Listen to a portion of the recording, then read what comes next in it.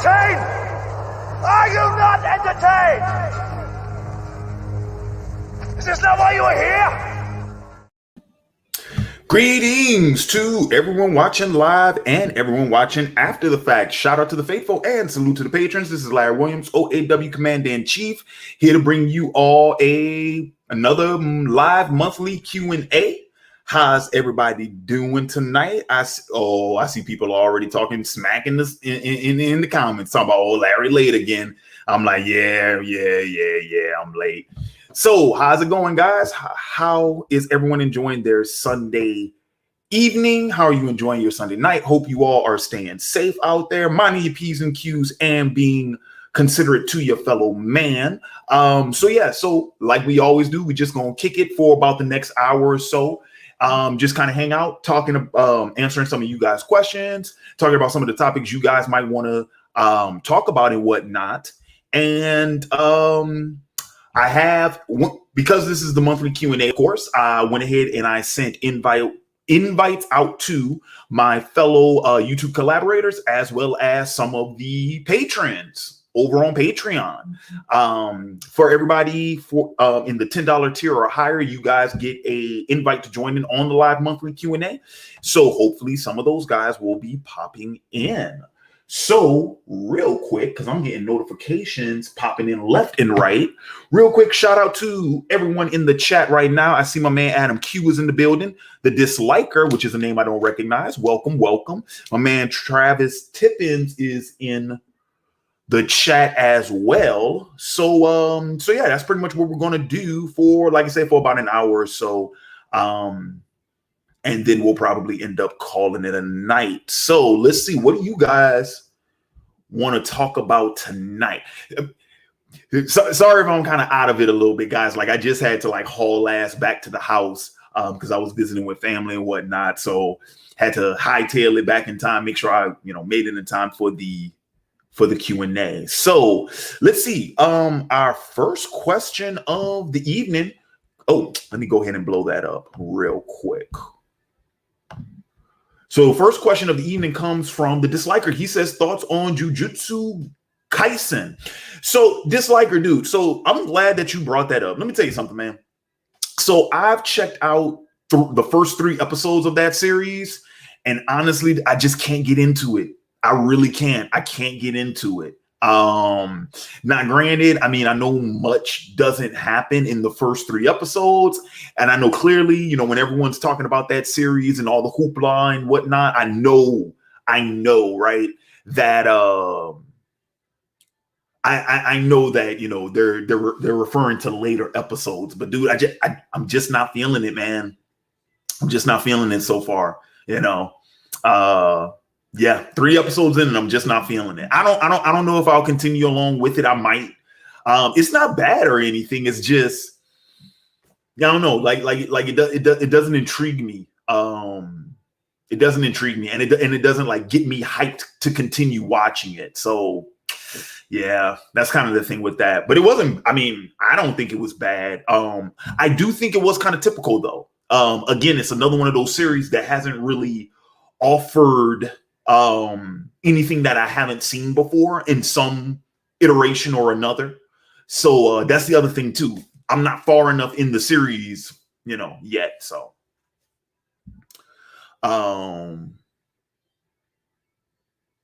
yeah. Like Fear or Hate just said, yeah, it's a little bit too derivative. Honestly, it's a little bit too derivative. I get. Well, yeah. I get. I mean, here's the other thing too, though. Here's the other thing too. See, I don't want to use the term derivative, and I'm gonna tell you why. Because it's not or so far as I could tell, it's not outright copying someone or trying to emulate, another property. But it does have elements that I've seen in other properties, and I can't say that it does that any better than they do. So that's why I say, kind of same old. I won't say it's as generic as Fairy Tail. No, it's not that generic, but I mean, yeah. All right, let's see. What's another question?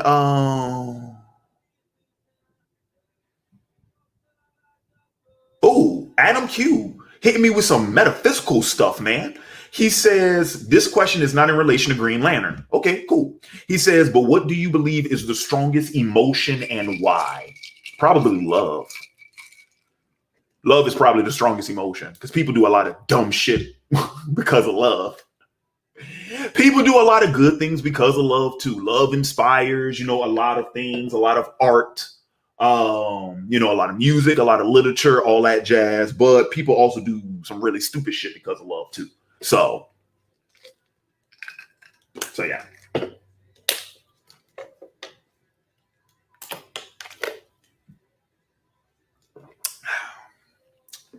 Excuse me. Taking my vegetarian supplements because I don't have enough veggies in my system. So it helps balance out my diet.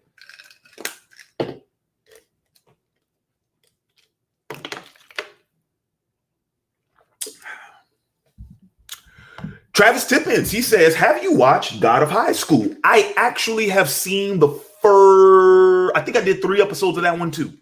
Now here's my thing with God of High School though. First off, I hate the name. I think the name is stupid. I think that's a ridiculous title. Outside of that though, dude, it's kind of the same thing. Like it's a tournament anime and that's about it, right?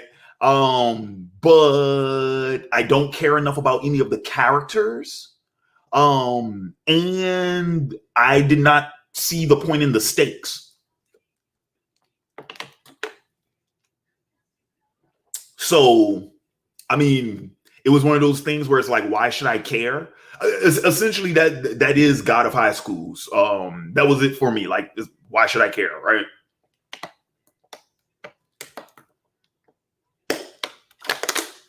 Sorry about all the plastic. But yeah, but essentially that's what God of High School was. It was essentially like, why do I care?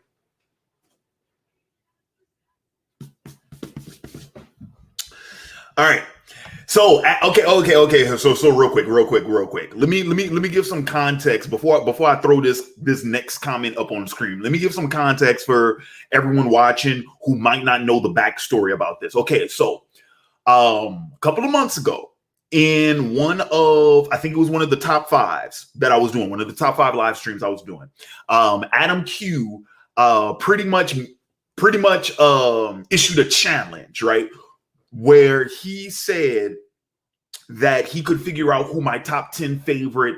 Oh, that's what it was. It was the top 5 superhero portrayals, right? Top 5 superhero performances. And based off that list, he says, oh, well, I can figure out who your top 10 favorite comic book superheroes are. And I was like, oh, well, best of luck to you, knock yourself out, have fun. And so in every live stream, or at least every Q&A, since that video, right, Adam has been delivering a list that he thinks is my top 10 favorite comic book superheroes. So that's where this comes from. So let's see how close Adam is. Okay, because like he said, yeah, my 3rd attempt. Okay, so this is what Adam got. Superman, Wolverine, Batman, Magneto, Captain America, Spider-Man, Daredevil, Wonder Woman, Lex Luthor, and Leonardo from the Teenage Mutant Ninja Turtles. And Adam, you are still wrong, sir. That's not my top 10. Good try, though. Good try. I love the attempt, man. I love the attempt. Actually, is there one that was on his previous list that should be on this one but isn't? I don't remember. But nice try. All right, let's see. Travis Tippins, he asked, what are thoughts about Kwame Brown? Okay, so here's the thing. I have only like vaguely and loosely sort of heard about, I heard about this, I think my sister told me about this earlier in the week, and then I started seeing it pop up like in the news cycles and stuff, because I heard like apparently Stephen A even chimed in on this. I actually don't have enough details to comment on it. I'm gonna be honest with you guys. So yeah, that is something I wouldn't be able to really comment on at this time until I got more information about it, because I don't know enough about it. Jakeem is in the house. He says, yo, what's up? What's happening, Jakeem? Let's see. Eric Garner, he says, what are some movies that you hate / dislike that everyone else loves? I think I've answered this question before, but I mean, dude, so the Transformers movies, because the only one of the live action ones I'm talking about, because the only one, because I love Transformers, the movie, right? Like the original animated one. But yeah, some movies that you hate / dislike that everyone else loves. So yeah, the Michael Bay Transformers movies, with the exception of the first one, because I actually don't mind the first one, but the rest of them are trash. So that one, the Snyderverse, the whole DCE, well, actually, yeah, the whole DCEU, honestly. Well, no, I can't say the whole, because I didn't mind Wonder Woman, and I actually kind of liked Aquaman. But pretty much the the Zack Snyder directed DC movies, hate those. And I know most people hate those too, but you know, he does have like his like cult followers who, you know, worship at the altar in which he delivers his work. And I mean, hey man, you know, everybody, you know, hey, if that's their poison, you know what I mean? Let's see, other movie. Oh man, I know there's Thor Ragnarok. That's a big one. I hated Thor Ragnarok, and everybody else seemed to have loved that movie, so that's one. The Force Awakens. I did not like that movie, and everybody else did. Now, of course, everyone else kind of, you know, got caught up to speed once Last Jedi came out, but I mean, I saw the writing on the wall with that first one. So yeah, Force Awakens I hated, but everybody else seemed to like that. What's another one that I hated that a lot of people like? Mortal Kombat. That's the latest one, right? Mortal Kombat. I hated that movie. Everybody else seemed to love it. But yeah, those are the ones off the top of my head.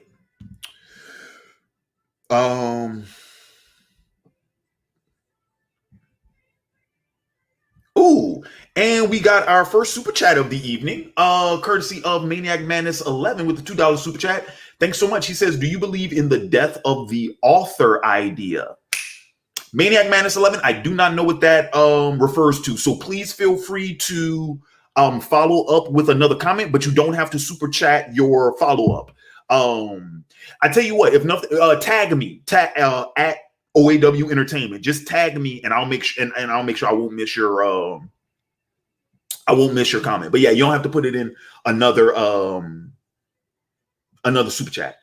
But yeah, I'm not familiar with the death of the author idea. I don't know what that refers to. Okay, so let me go back. Oh, and also guys, yeah, because I didn't mention it at the start of the stream, but if in fact you want to make sure that your question or comment gets read, you know, live on the air before the end of tonight's broadcast, you can always drop a super chat. Those are also always welcome. I try to get to as many, and I do a pretty good job as getting to as many, you know, just regular questions and comments, you know, before the end of the show.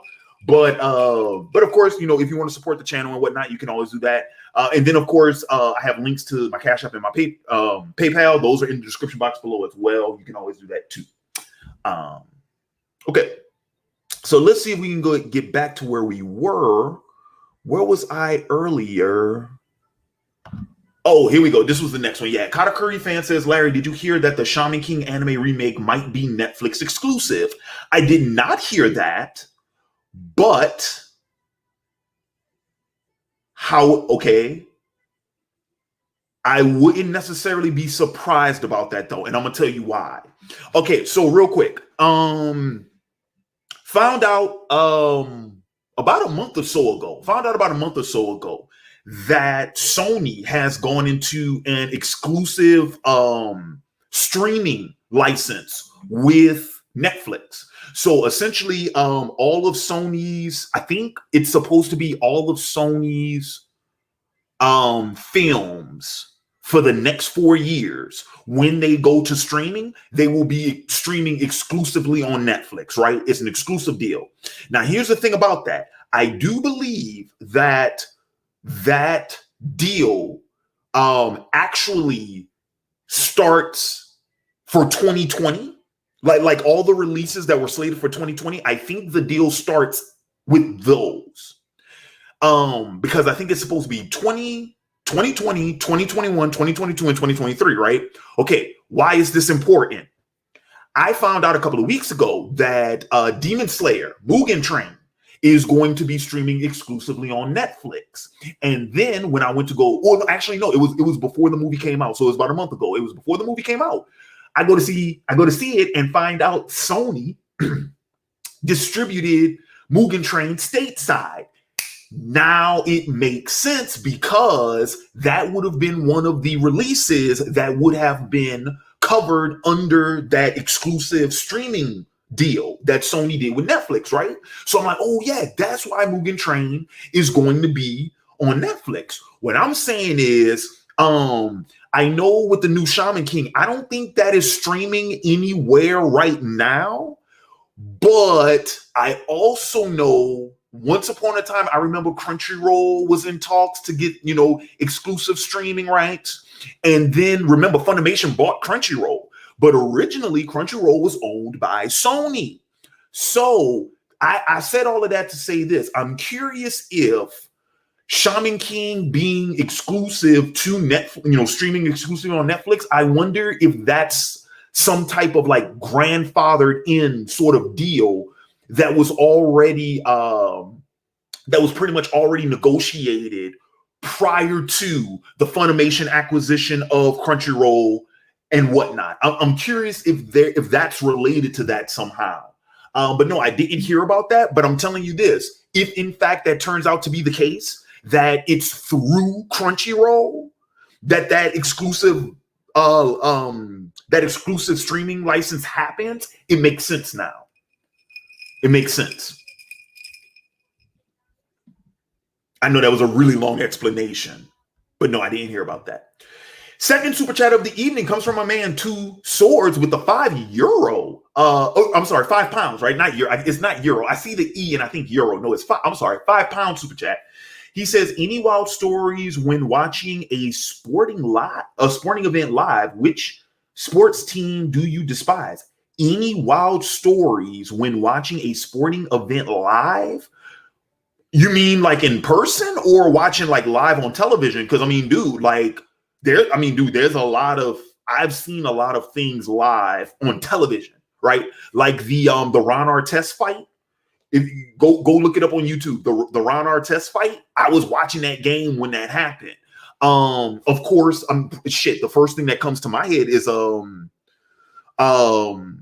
Hart, the late great Owen Hart, when he had his accident during the entrance to his wrestling match. I saw that live, and I remember because they blacked out the TV too. Let me see, dude. Yeah. So, if we're talking about like sporting events that I've watched on like television, I've seen a lot of crazy stuff happen in sporting events. Oh, dude, this is just embarrassing. I don't even want to talk about this. Honestly, this is embarrassing. But if y'all remember the Super Bowl that was in New Orleans not too long ago, where Beyonce had the halftime show and the power went out during halftime. Yeah, I was watching that live, and that one's kind of weird because I had buddies who worked that show.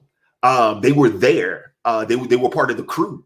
Actually, one of my buddies, taking him at his word, the story goes, him and his crew pretty much knew that was going to happen because they were pretty much trying to explain to the other crews on site. It was like, look, dude, like we're not going to be able to power all of this stuff the way you guys want to do it. It's like, if y'all want to do this, we got to go ahead. We got to like arrange this way, patch this in over here. You're not, this won't be supported on this, on this circuit. Like we got to go ahead and we got to switch it over to this and, And so like they kind of had an idea of how they could make it work.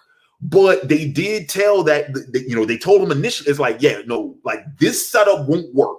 It won't work because we don't have enough juice for it. It's like, if you want to do it, we're going to have to do this. We're going to have to do that.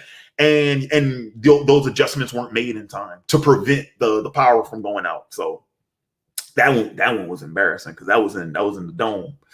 So not a good look for the city of New Orleans. I'll tell you that. I will tell you that. But thank you, Two Swords, for that. Appreciate it, my man. All right, let's see. Where was I with the questions? I do believe, right, Shaman King one. Okay, yeah. So this was the new one. This is from C. Lamar. He says, "What do you think of the new Avatar studios and them expanding the Avatar universe?" So I actually don't know much about that.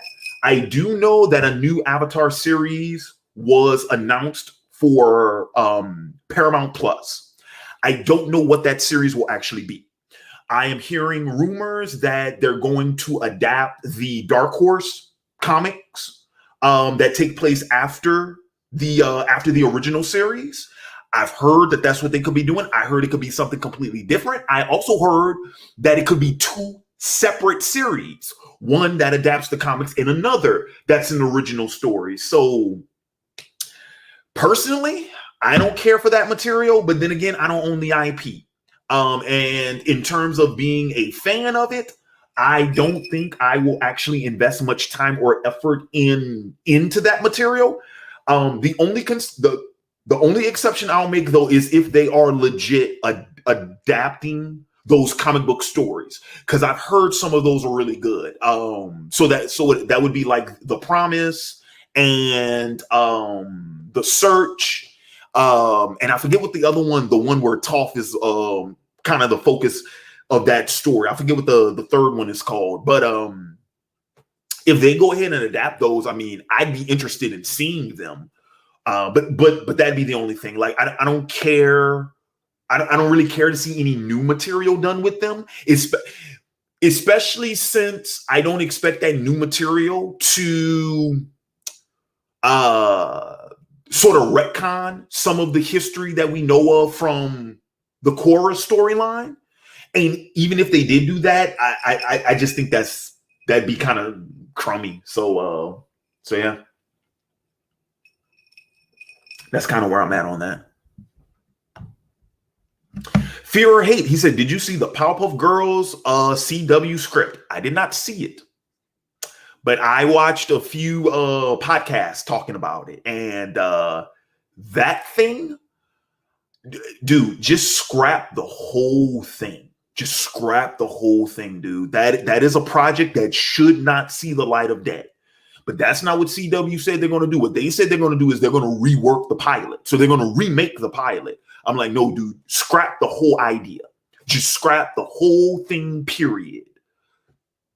Just...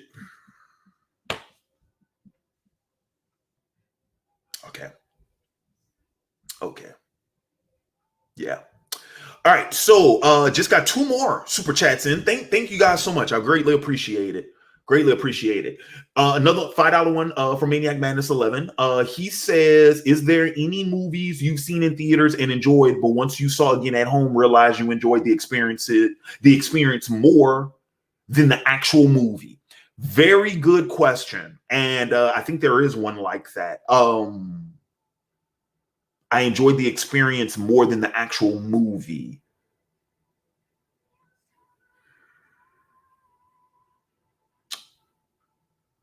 I enjoyed the experience more than the actual movie. I'm trying to think of one. But I didn't really enjoy that experience either. Not necessarily.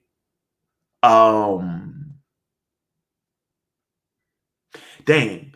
Hang on, let me read that one more time. Is there any movie, or are there any movies you've seen in theaters and enjoyed, but once you saw again at home, realized you enjoyed the experience more than the actual movie? You know what? I'm looking at Adam Q in the comments. Sucker Punch. Sucker Punch is a good one. Thank you, Adam Q. No, Sucker Punch. Because I went and saw Sucker Punch in IMAX. I went and saw that in IMAX. And dude, that screen, that definition, the biggest thing for me was the music, the sound. Because I'm not a fan of the Sucker Punch movie, but I do love the soundtrack. I love the soundtrack. And dude, that soundtrack with that sound, yes. So yeah, no, Adam Q, thank you so much, dude. Because yeah, he says for me, when I watch Sucker Punch, yeah, me too. Sucker Punch would be one for me. Yes, Sucker Punch would be one for me. I'm also gonna say, I know there's another one.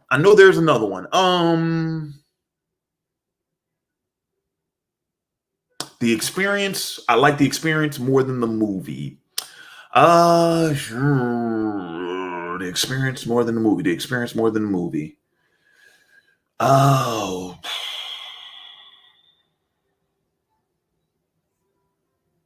I'm gonna be honest, y'all. Probably Endgame.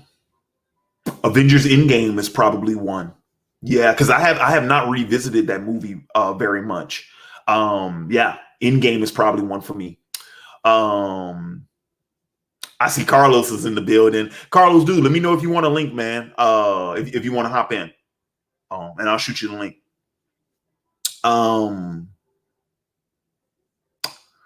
But yeah, Sucker Punch is one, and like I said, Endgame is another one for me too. Yeah. Okay, and then there was another £5 super chat from a man two swords. Thank you. He says, in person, homie. Also, which team have you always had a gripe with? For me, it's the Arsenal football team. Oh yeah, I forgot. I'm so sorry. I'm so sorry, two swords. I forgot the second part of your question. So have I seen any wild things happen at a sporting event in person?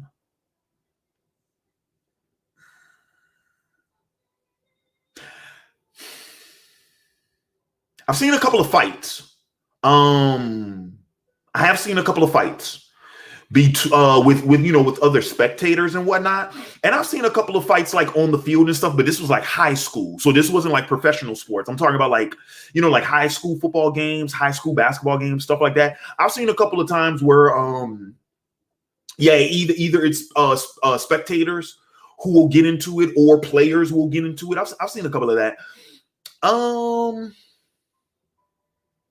Yeah, that's probably the crazy. I mean, dude, like a fight in real life is still pretty kind of nuts, right? Because no one knows what's going to happen. You know what I'm saying? And there's usually vulgarity, and you always hope no one gets hurt. You're hoping they're actually able to dissolve the situation and whatnot. You never hope anything bad happens, right?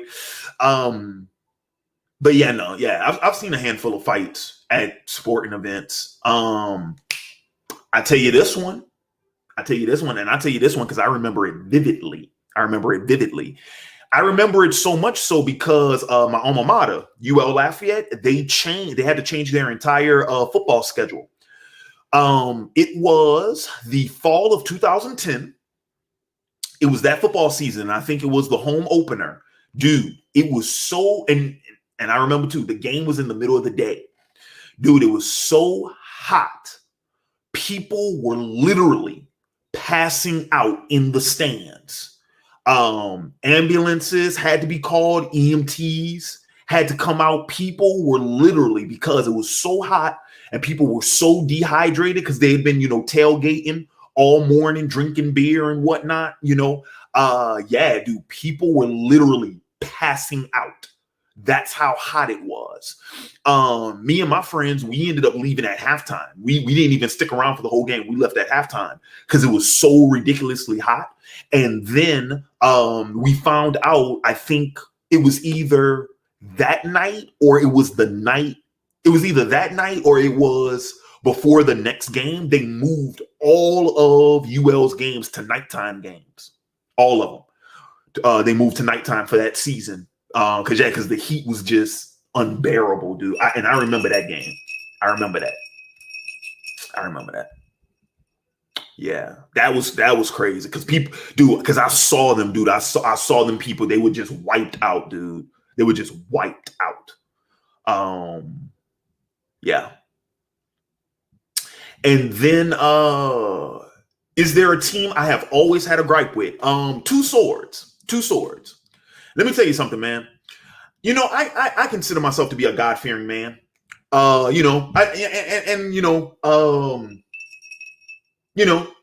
try to do right, by my fellow man and whatnot. I try not to harbor, hatred in my heart, because I believe, like the late great Nelson Mandela said, having a grudge is like drinking poison and expecting the other person to die, right? I do very seldomly do I ever hate anything. But let me tell you something, Two Swords. You listening? Let me tell you something, bro. There are only two things on this planet I absolutely positively hate. And their names are the Ohio State, chief amongst them, the Boston Red Sox, and then the Ohio State Buckeyes. Only two things in this planet I absolutely hate. Boston Red Sox, Ohio State Buckeyes. Never liked them. Don't like nobody wearing those colors. And don't get this twisted now, because I can like a person who has nothing to do with those schools anymore. Case in point, look at Ezekiel Elliott, right? Ezekiel Elliott, starting running back for the Dallas Cowboys. He's a Ohio State Buckeye, but guess what? He plays for Dallas now, so I'm cool with him. But as soon as I see him in that Ohio State t-shirt, I'm like, nah, bro, you gotta go. You gotta go over there, bro. I can't have nothing to do with you. I can't be associated with you. I can't be seen with you because you one of them. No.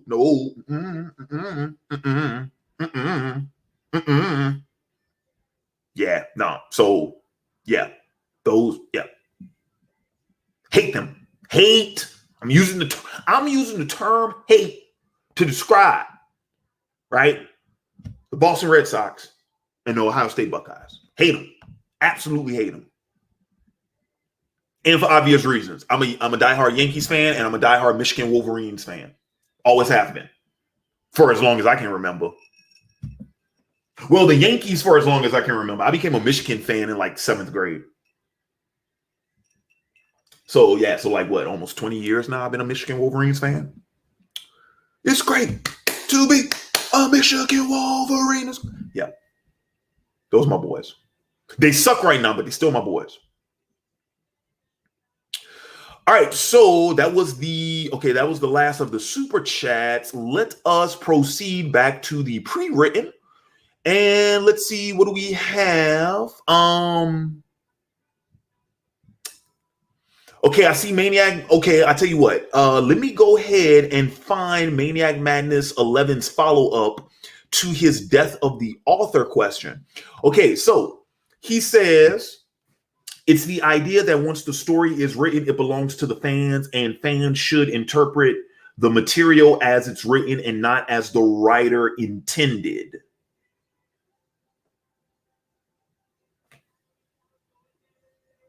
Well, it doesn't belong to the fans until it becomes part of the public domain. Once it becomes part of the public domain, it belongs to everybody. Like anybody can use that story, its characters, that material. But it doesn't belong to the fans. But then again, here's the thing about that though, dude. I think we're also talking about two different things. Because I have heard this argument before. But I think we're talking about two different things. And no one ever seems to make this distinction. So here's the thing. When a creator creates a work of art, right? Creates some type of content, right? Whether it's a film, a book, a comic, whatever it is, a YouTuber, right? Making YouTube, making videos, making YouTube content, right? Okay, here's the thing. Regardless of what that creator intended, right? Regardless of what the intentions were, that work still has to stand on its own, right? And it still has to be able to relay that artist's intentions. Now, of course, because I've talked about it on the channel before, there's a difference between intent versus execution, right? Just because you intended for something doesn't mean that your work actually was executed properly in a way to which would relay your intentions, right? Zack Snyder is a beautiful example of this because that man is full of intentions and no execution, right? He's all about his intentions, zero execution, right? But here's the thing about that, though. That work will always belong to that artist until it goes into the public domain, right? So that IP, or whoever the IP owner is, whether it's the artist themselves, whether it's the studio, the distributor, whoever it is that owns that intellectual property, right? They own it. However, once you create that work and you put it out into the public and you put it out into the sphere of, the court of public criticism, that work, whether good or bad, it has to stand on its own. If the work finds a fan base and a following, right, then of course it does. If that happens, a different phenomenon takes place where there is a fellowship, right, for that work. Here's the thing, though. As big of a fan as you are of anything, no fan ever owns a work. You just don't. It does not belong to you. Okay? That being said, though, the fan base does. The fan base does. The fan base belongs to the fans because they are the people who make up that demographic. They're the ones who make up that fellowship. Okay? So, but that's the only thing that the fans can claim ownership to is the fandom. But you don't own the thing. And that's usually where the disconnect between the creator and the fans take place, because the fans think that thing belongs to them, and it doesn't. It does not. Okay. What you receive in terms of that product is at the behest of that creator. Okay. Now that creator could placate his fan base and just feed them what they want. Many have. Or that creator can just tell them, hey man, I'm just going to make what I want. Okay. I'm just going to make what I want. And if you like it, cool. If you don't, that's cool too. Because again, buy what you like, support what you like. Okay. Or that creator could be adversarial to said fan base and just tell them, hey man, screw you. I'm gonna do what I want. And you'll still buy it and you'll love it.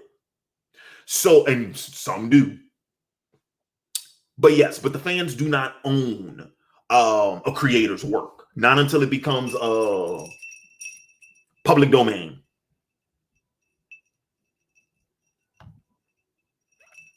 And then he follows that up when he says at OAW, okay, even if the author tells their fans after the fact what they intended, so basically we should absorb the material without the author's thoughts and minds. But you can, though. That's the thing. No. This is another misconception. Artist's intent does not matter if it is not executed properly. An artist can intend all he wants. If it's not in the material, it doesn't exist. If it's not in the material, it doesn't exist. That's the thing, dude. I'll go back to using Zack Snyder as an example. Snyder talks about all this shit that his film is supposed to mean, and it's like, dude, you're full of shit. You're full of shit because none of it is in your movie. None of it is in your movie. You are making shit up and trying to go and retroactively bring in all these fucking ideas that are not on the screen. It doesn't matter. It does not matter. Jesus.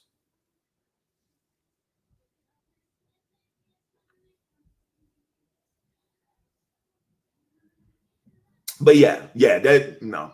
Well, and here's the other thing too. Like, we should absorb the material without the artist's thought in mind. Dude, there's a lot of material I absorb. I don't even think about what the artist is trying to convey. Dude, when I go to an art museum, I don't fucking look at the artist statement until I've already stared at the damn thing for at least 5 minutes. Because for me, it's about my interaction with the work, right? It's about me experiencing it. You can tell me all the shit you want to tell me later. And most of the time, I'm not even interested enough to know. Like, dude, like really, like, because I put it to you like this, because I was about to say, like, I don't watch enough behind the scenes material, but that's not true. But I only watch behind the scenes material for stuff that I've already fell in love with, right? And I want to know more about it. I want to learn more about it, right? So, yeah. But, yeah. Okay. And then I think we did have, okay, no, I got those two. I think I'm all caught up with super chats, right? Nope. There are two more. Two more came in. Okay. I'm gonna get to those. Yes. Okay. Those are the last two. Okay. So two more super chats came in. My man, Two Swords, once again, thank you so much. £5 super chat. He says, so where does Eli Manning rank among athletes you hate? Also, what's your case against / for him becoming a Hall of Famer? So here's my thing with Eli. I did used to be a fan of Eli. I was a fan of Eli prior to like 2006. Back when Tiki Barber was still on the team. All right. When Strahan was still on the team, when freaking Jeremy Shockey was still on the team.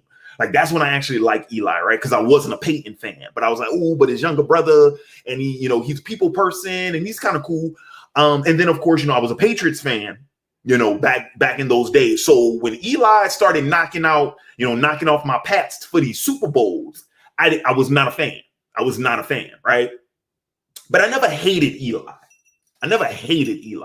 Because here's the thing about it. Those Super Bowl wins, those were dumb luck. They were flukes.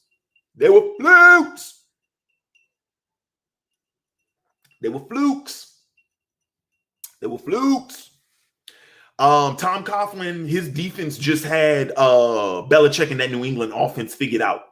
But on the offensive side, like the Giants offense, flukes. The defense was the only competent part of those teams. Offensively, they were flukes. They were flukes, man. But I never hated Eli. That's the thing. I never hated him. Now,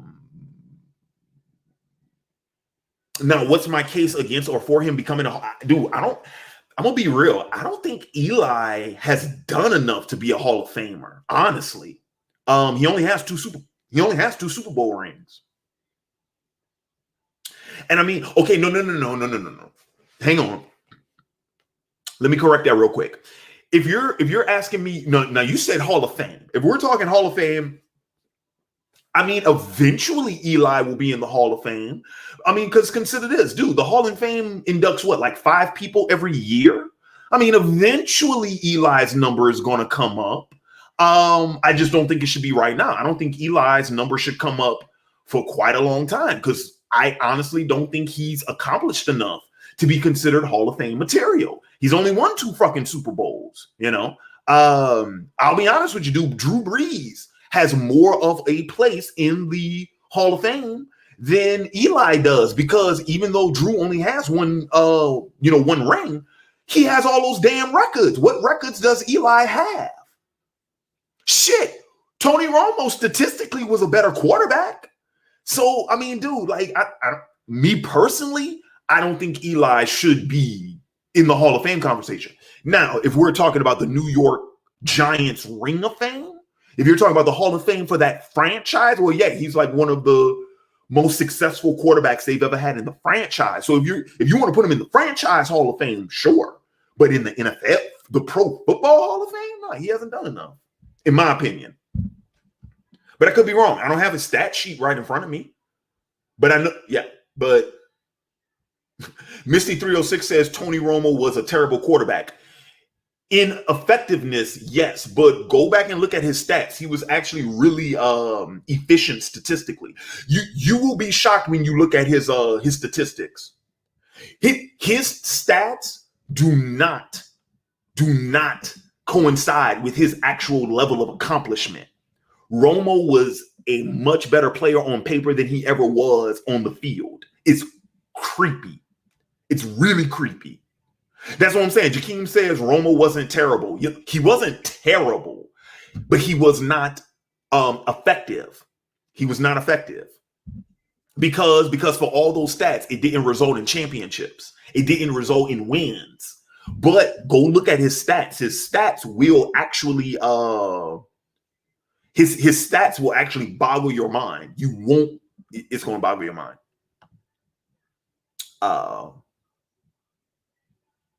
Yeah, because you don't think someone who has Tony Romo's stats has the career Tony Romo ended up having, but statistically, on paper, Romo on paper, Romo's a top 25 of all time in terms of quarterbacks. So yeah, it's crazy. No, he might even be like top 16. It's crazy. It's crazy.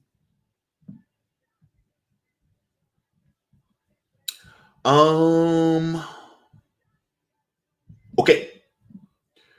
So cool. I haven't lost any pre-written yet. Well, yeah, because I'm not at an hour yet. Because at an hour is where the where you start losing the chat. Okay, so let me see. Okay, where am I now with the pre-written?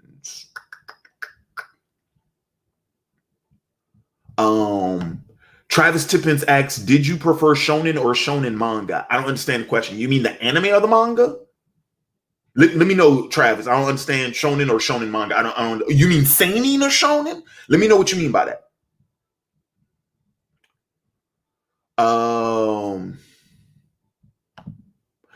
Eric Garner, what are some of your favorite comedians? This is another one I feel like I know this is the topic for a top 5 that was requested, but some of my favorite comedians, Dave Chappelle, Chris Rock, Robin Williams, the late great Robin Williams, the late great Bernie Mac. I'm trying to think. I'm trying to think of some. Ooh, I'm trying not to give y'all the whole list because again, this was supposed to be a top 5. But yeah, that's just some of my favorites. That's some of my favorites. Just a few. Yusuke Knight, do you have a favorite wrestling match ever? Yes, I do. My favorite wrestling match is the TLC. The triple threat TLC match between the Dudley Boys, the Hardy Boys, and Edge and Christian. And this is the epic wrestling match where Jeff Hardy got onto the freaking title belt, the little hole, and Edge climbed onto the ladder and speared Jeff Hardy off the belts into the ring. And I think this is also the one when Jeff did a swanton bomb. And I think it was on Christian, and it went through the double stacked tables, and he jumped off the ladder, went and took Christian through the double stacked tables. That is my all-time favorite wrestling match. I love that wrestling match. It was insane. But that spear, when he speared Jeff Hardy dangling in midair, and he jumped off the ladder and speared him, dude, I was like, oh my gosh. Dude, oh my gosh. Oh my gosh. Oh my gosh. It was so great. It was great. It was fantastic. Adam Q, also regarding the possible Superman movie from Coates and J.J. Abrams, what's your take on it? And the race swap, for me, I never cared for a race swap since Supes could be any race as a refugee. Well, I'm going to tell you this. First off, I don't want either one of those people near Superman. Get them out of the building ASAP. I don't want J.J. Abrams anywhere near DC Comics. And I don't want Takahashi Coates writing Superman, because he shouldn't be writing Superman. Now, you tell me he wants to write John Stewart Green Lantern, we can have that conversation, because I think he's better suited for that character. I don't want him writing Superman. And I don't want a black Kal-El. If you're going to do a black Superman, do either Vel-Zod or do the President Superman from, what is it? I forget what Earth he's from. What is it? Earth 23? I think Earth 23. One of those two. Don't know, because that's just blatant and rather salacious virtue signaling and pandering. That's what that is. Notice how, because look, hang on, time out.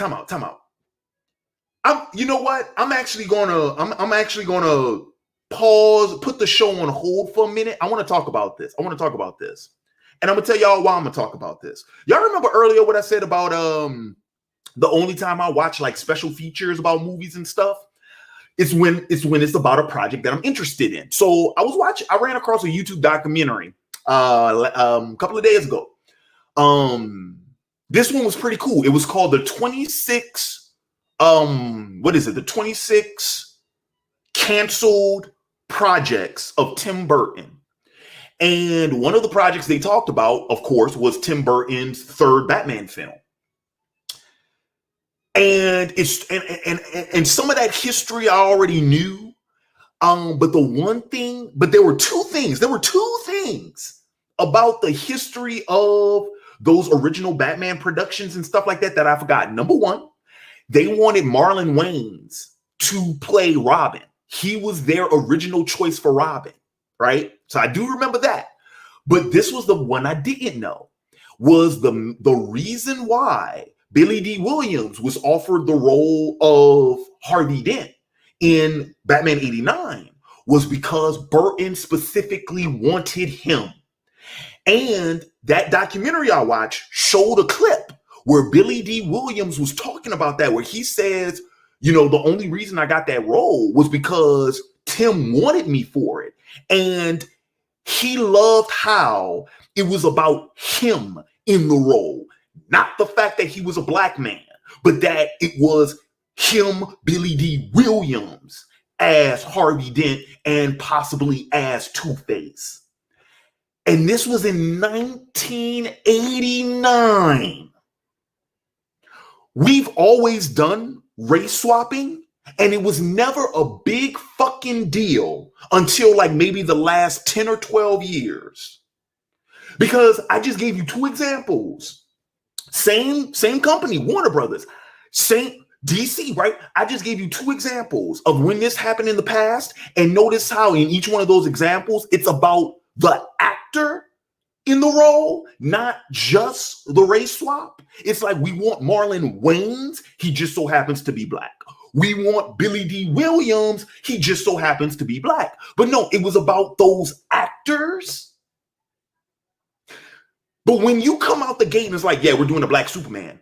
Okay, who is it then? Like who do you have cast? Oh, we don't know yet.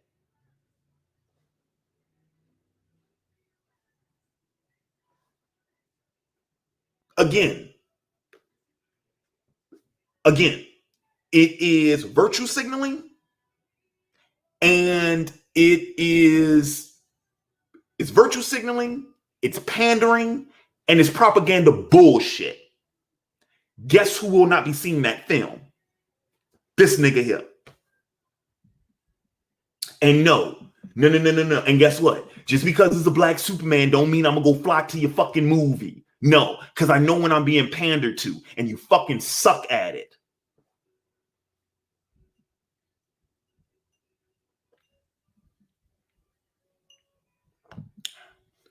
Mohammed. That's a name I don't recognize. I don't recognize that specific user, Mohammed. Who's your favorite character in Naruto? It is Minato Namikaze, also known as Yondame-sama, also known as the fourth Hokage. That's my favorite Naruto character. Yusuke Knight, favorite video game ever. No, I'm sorry. Is it? No, it is WWE, right? Is it WWE? No, it's WWF. WWF, SmackDown, Shut Your Mouth for the PlayStation 2 gaming console. Rated T for teens. Okay, let's see. Omega Katana says, "Are you a fan of the Gundam series? If so, what's your favorite Gundam series?" My favorite Gundam is it's probably G Gundam. G Gundam is probably my favorite. Yeah, because I like the Domo, Master Asia. I like that storyline. So yeah, no, I'm gonna say G Gundam. But Gundam Wing and Gundam Seed are very close seconds. I do like the characters of Gundam Wing, and okay. So I like the main characters of Gundam Wing. I like the conflict in Gundam Wing. But I like the I like the more intimate stories and relationships of G Gundam. And then, of course, I like the action in G Gundam better. And then in Gundam Seed, I like the mythology of Gundam Seed. But again, I like the global conflict, the internal narrative of G Gundam with the different worlds and the way in which they use the Gundam fight, and how that whole thing is is operated. So yeah, I'm gonna say G Gundam is my favorite one.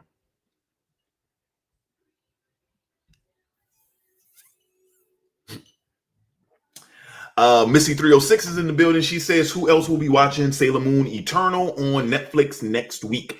Is that the movie? I don't know if I'll watch it. I think that is the movie. I think that's the Sailor Moon Crystal movie. Yeah, I think I heard about that. Yusuke Knight, favorite Outlaw Star character. My favorite Outlaw Star character is going to be Twilight Suzuka. I love Twilight Suzuka. She is freaking awesome.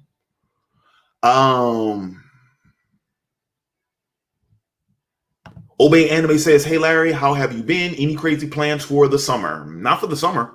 I've been fine for the most part. I've had some, personal shit happen recently, which is why I had to kind of take the break off from the channel this month. And that's still kind of sort of going on. But I've also been writing. I am happy to. Well, I'm not bragging on it or anything, but I am almost done with the script I'm working on. So I got 4 pages left. So yeah, I mean that's been the main thing I've been working on this month.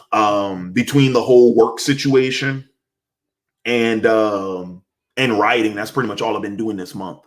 But and then of course the occasional sort of hangout on Discord, which I think we meet up on Discord at least twice a week now. So if you have yet to join the Discord, become a patron, patreon.com/OAW entertainment. I'm sorry, patreon.com/OAW. And the Discord's open to every tier, I believe. Even at the $1 tier, you get invite to the Discord. So yeah, join the Discord, man. It's fun. Yeah, dude. We act a fool in the Discord, man. Yeah. Eric Garner also asks, "Do you have any thoughts on Martin Scorsese's Marvel is not cinema comment? Agree or disagree?" Well, of course I disagree. I see why Martin said that. He just doesn't like superhero movies. Simple. Obey Anime, have you read the DC Future State comics? I have not. I heard about some of them, but I haven't read any of them. Katakuri fan says, "Another question, have you considered the idea of having OAW game nights with patrons and stream it?" You mean video games or like board games or something? You mean like the Geek Jeopardy stream I did? Oh God, a year now. Game nights with patrons and streaming. Let me know what ideas do you have, Katakuri fan? Let me know. Obey Anime with another one. "Do you prefer 90s anime to today's anime? I'm talking in terms of storytelling, characters, and hand-drawn animation." Well, I guess I would, because most of my favorites are from the 90s. So sure. Yeah, yes. But that's just I don't know if I would go so far as to, it's because of the storytelling and the characters and stuff like. Well, I'll tell you this. I do think that in terms of, I'll tell you this. When I discovered those 90s anime for the first time, there wasn't anything else like them at the time. And that was a big deal. Whereas a lot of the anime nowadays, again, as I mentioned earlier, is derivative of other anime. So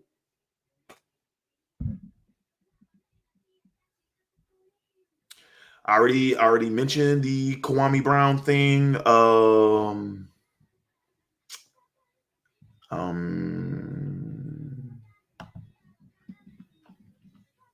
Obey Anime also says, do you think DC shows on the CW would be better if it wasn't on that network and moved to somewhere like HBO? It depends on who's making it, dude. It doesn't matter where it is. It depends on who's in charge of it. So long as Berlanti and his crew, if they're anywhere near that production, it's going to be trash. So just letting you know.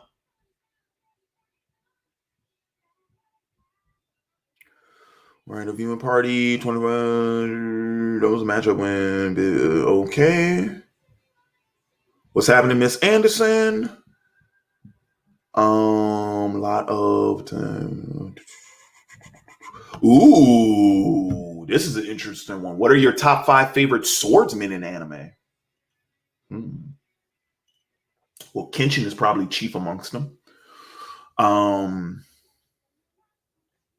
Yeah, Kenshin is one.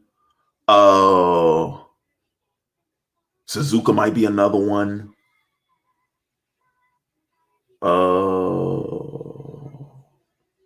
Man, that's a hard one. I'd actually for 5, I'd have to think about that. I just know Kenshin is my favorite, but that's about, and Suzuka might be on that list too. But yeah.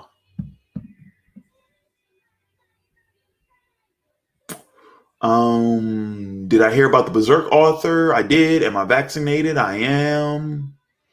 How do you feel about a live action solo Nightwing series or a Red Hood series? Neither. Honestly, they'll fuck it up.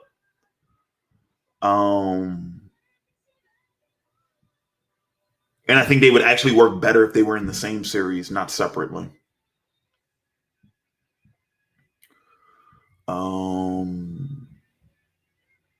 Let's see. What else do we got?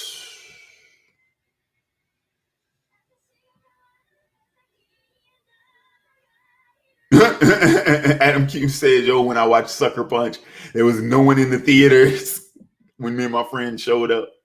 That's funny. Vin Frost, what's happening? Have you seen any spoilers for the movie Cruella? If so, thoughts on the backstory they gave Cruella, especially dealing with her mom? Never seen it, didn't want to see it.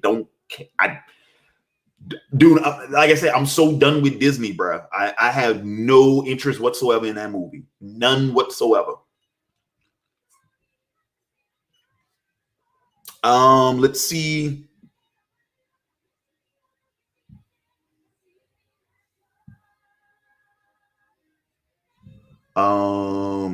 This is a name I don't recognize. This is Utuck, Adaki. He says that's a name I don't recognize. One of my Twitch viewers. Welcome. How's it going? He says, Hilary, where can I find the DOTW discussion of the week on women a couple of months ago? Is it on your Patreon? It is on my Patreon. Yes, it is it is now Patreon exclusive. Carlos also needs the other link. Jakeem's talking about the Discord. Yeah. Obey Anime says, how much to get you to review the original Mobile Suit Gundam and Zeta Gundam? Depending on how many episodes, it depends on how many episodes it is. But I mean, blockbuster tier will get you 4 episodes, so just do the math. But yeah, that's how much. Schnack, because both of those are long series though. But I mean, dude, if you're talking about for the sake of argument, let's say a 26 episode season, what is that? 4, 8, 12, 16, 20, 24. That's like 6. And I'll give you those last 2 for free. So we talking what? 6, 12, 18, $180. Kind of pricey. Actually, let me see. I'm gonna find out right now. Osu Gundam, how many episodes? The original, how many episodes? Are you gonna give me the number of episodes? How many episodes? 43. So yeah, that would be kind of pricey, my man. That'd be kind of pricey.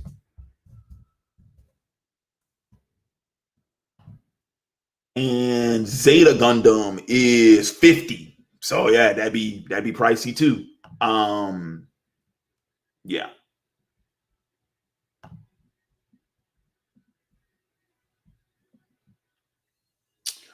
Let's see.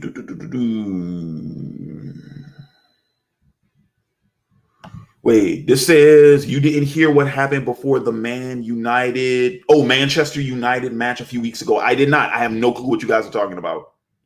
I have no clue.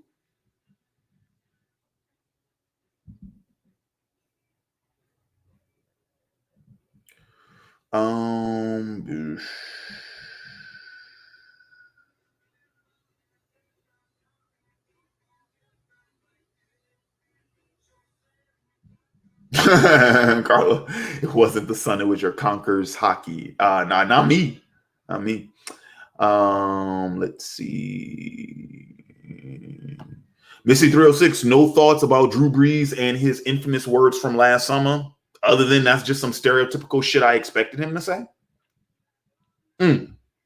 Correction.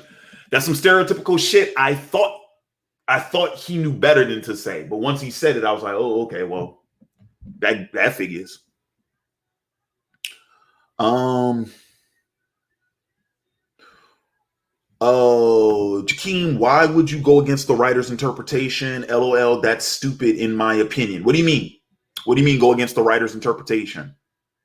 I never argued about going against a writer's interpretation. I said if a writer's interpretation, let me know what you mean by that, because I'm not going to get into that rabbit hole unless I have proper context. Adam Q, in the comics, there have been interpretations of Captain America not killing anyone ever. Do you think it limits the character if he does or doesn't kill? No. No. Depends on what you want to do with him.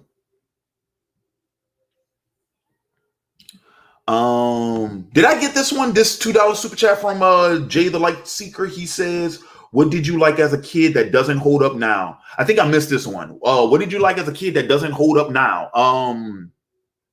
Most Power Rangers. Airbud.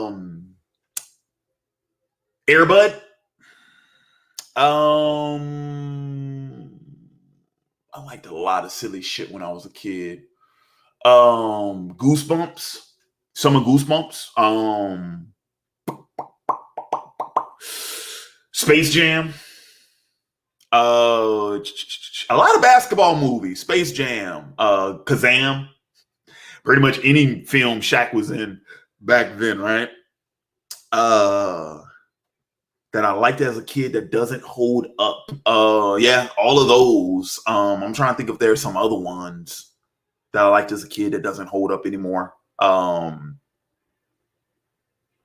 Yeah, that's just a few.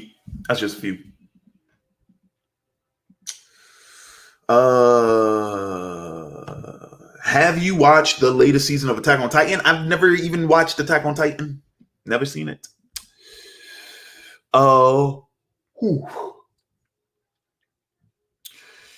Carlos says, toss me the link. And that was 30 minutes ago. So let's assume that he's still on.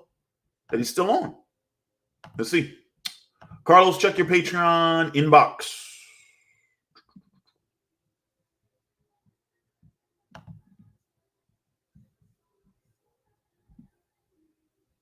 As soon as okay. Yeah, check your Patreon inbox. Just sent it to you.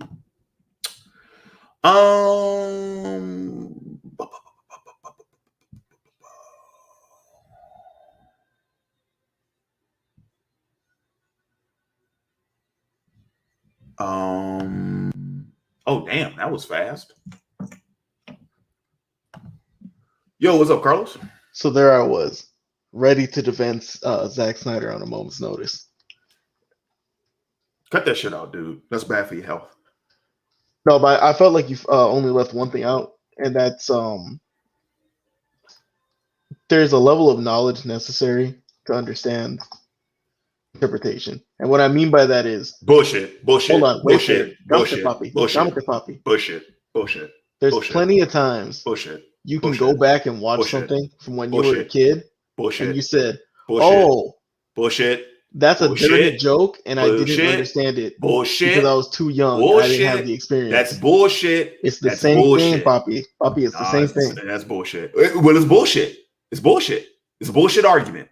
It's a bullshit argument. It's a bullshit argument. It's a bullshit argument. And especially when it comes to Schneider, my biggest complaint about that argument is you can't argue on one hand that you're trying to make something new, and then on the other hand require me to bring prior knowledge into it. That's bullshit. Wait, what do you mean something new?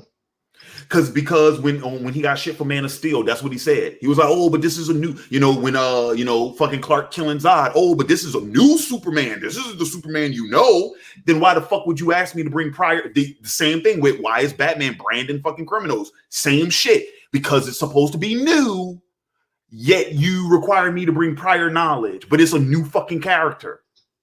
No, it's not prior knowledge. It's how do I say this? Carlos, your boy Zach is full of shit. Period. No, but that's not even Zach's words. That's what he said. No, that's what he said. That's what he said. I read those interviews.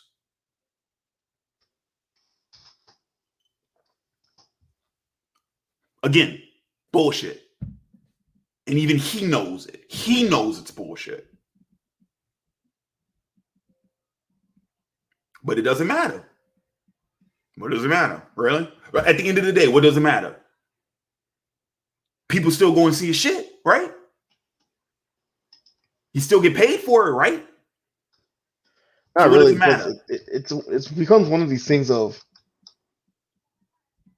it's not interpretation. It's lost. It's the person just doesn't understand. The what? It's the viewer doesn't understand. Nah, bullshit. That's bullshit too. You know who makes that argument? Oh, well, it's not that my film is bad, it's that you just didn't understand it. You know who makes that argument? Go ahead. Bad filmmakers.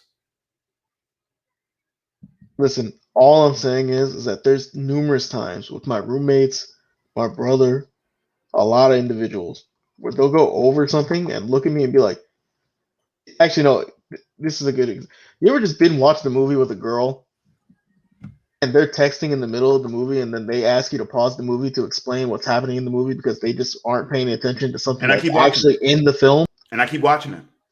Oh, okay, you better than me. I will pause and explain. Nope. I tell them you should have been watching the movie. I had to do that the other night. We were watching Troy. And wait. We talking about the same Troy? Brad Pitt. I love that film. That's one of my favorite films, man. I know it's great. It's great. Great film. Dude, yeah, we was watching Troy, and she was on her phone, and then she got there and asked me a question, and I told her straight, you should have been watching the movie. I don't play that shit, dude. You're a better man than me. I will sit there and explain. I'll explain if you legitimately don't know something, because that's what I had to do during Demon Slayer. Because me and her went to go see Demon Slayer, and she had never seen the show before, so of course I had to explain stuff, because she didn't know. I'll do that with no problem, If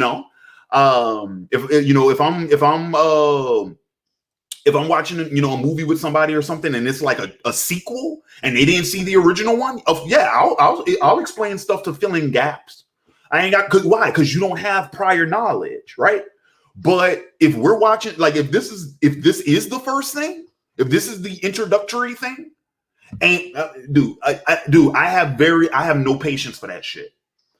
If you want to be on your phone during a movie, that's fine, but don't ask me to explain shit that you missed.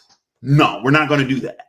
So either you're going to pay attention, or you're going to be on your phone and not care, or we're not going to do either. What if they genuinely missed something in the film? And they were watching it? Yeah. Then I'll explain it. Okay. So we're on the same page. Yeah. But I'm such a fucking stickler for that. I have no time for this generation and our shitty fucking attention span. I have no time for that. And if I do that shit, trust me, it's because I'm bored out of my fucking mind. The thing that bothers me is that I don't And I understand will how. not ask questions. I will not ask questions because usually by the time I get to the point where I'm pulling out my phone, which never happens in the theater, but I'm talking about like if I'm at somebody's house and I pull out my phone or something while I'm watching a movie, first off, I'm actually better than most people where I could keep up with shit. You know what I'm saying? So I could be fucking around on my phone and still be keeping up with what's going on. But in the event that I don't, guess what? I'm not going to put my phone away and then start asking you questions because that's just fucking rude. Understandable. I don't know what it is, dude. When I'm watching a movie, somehow I find things that a lot of people aren't. The word keen is not the best one to use here, but it's just there's things in the background that for whatever reason catch my eye, and I'm just like, oh, that's interesting. Or this character said this 20 minutes ago. This is a callback. No one is going to remember this one throwaway line because they think it's a throwaway line because there's not heavy emphasis in the scene put on it. You know what I mean? Yep. So a piece of it is memory. A piece of it is prior knowledge. A piece of it is also a concept. Not concept, but how do I say this? Also, I just need you to know right now, I am uh, playing World of Warcraft and tanking a dungeon. Oh wow, World of War. Who's elect? Man, I didn't know Cat still played World of Warcraft. Okay, Trent, $10 super chat. Thank you so much, man. He says, I agree on race swapping. LOL. I have a dream where I want to direct a dance film where Omarion is the star. That dude has been dancing his whole life. Who happens to be black? There you go. Ain't got nothing with the. Yes, thank you for proving my point, Trent. Yes. Oh man, I feel. Wait, were there some other? Yeah, there were some other super chats I missed too. Hang on, let me go back. Because see, the $2 ones don't pop up at the top of my little what do you call it? Like my little module for chats. Like the $2 ones don't pop up at the top. The five or higher do pop up. That's how I know I have them. But when it's like the $2 ones, I have to go through the chat and scroll to find them. But yeah, there's some couple $2 ones I got to get. So let me go ahead and get these real quick before I lose them. As you try to find them, I'll let you know. Something when I was younger that doesn't hold up now as an adult. Avatar: The Last Airbender. Which one? First one.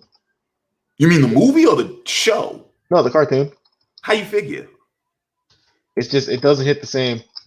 Probably because I like expect more out of dialogue now, and probably also because now as an adult I look back and really look at Katara and Toph and just dude, they are unbalanced. They are something else. Almost, particularly Katara, almost borderline Mary Sue in the fact that this girl becomes a better waterbending master than the Avatar in a weekend. No, it wasn't a fucking weekend. They were at the North Pole for over a month. Okay, several weekends.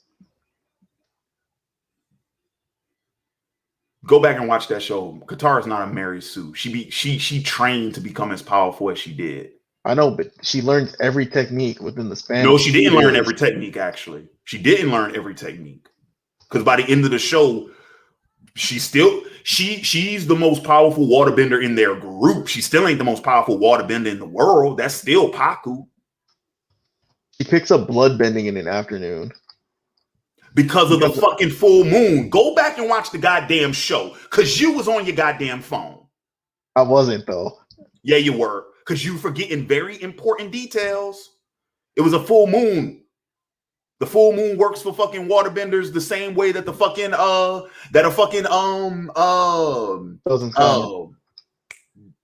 Dozen's comment. Yeah, but not to that degree. Not that powerful, but the same type of effect. The morning sun. So it was a full moon, dude. Bloodbending is pretty fucking easy to do on a full moon. And this one's just me as a personal gripe, but you remember the episode of The Drill? Yeah, what about it? So just really take for a moment and consider how much water is being fed through that tunnel. You know what I mean? Out the side of the drill. That there's enough pressure happening inside this drill to break steel beams. And Katara is single-handedly holding back this entire amount of pressure and water and slurry of mud and rock by herself until Toph comes through and says, "Hold up, homie, I got you," and then she takes care of it. This comes from I'm Carlos. Look, bro. I'm not gonna do this. I'm not gonna do this live on the air. I like you, Carlos. I'm not gonna do this live on the air. I understand. I'm not gonna do this live on the air.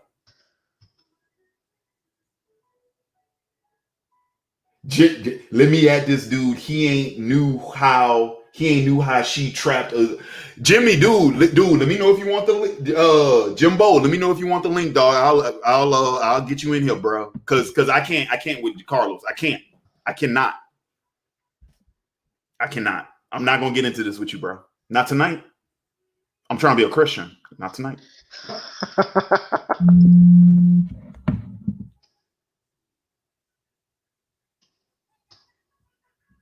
Let me know if you want in, Jimmy. I'll shoot you the link, bro. I'll let Jimmy deal with you, bro, because I'm not going to. Not tonight. Because you choosing violence right now. That's what you're doing. But I'm not. Yeah, you are. You choosing violence. I'm not even going to get into that with you.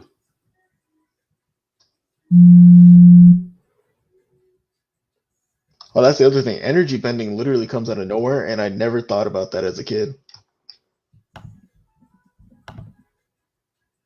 I'm sorry, Carlos. I don't think you're qualified to be critiquing anybody else's writing. You like BVS, bro. I know, but I can substantiate why I like BVS. Yeah, but what I'm saying is your taste. It's not credible.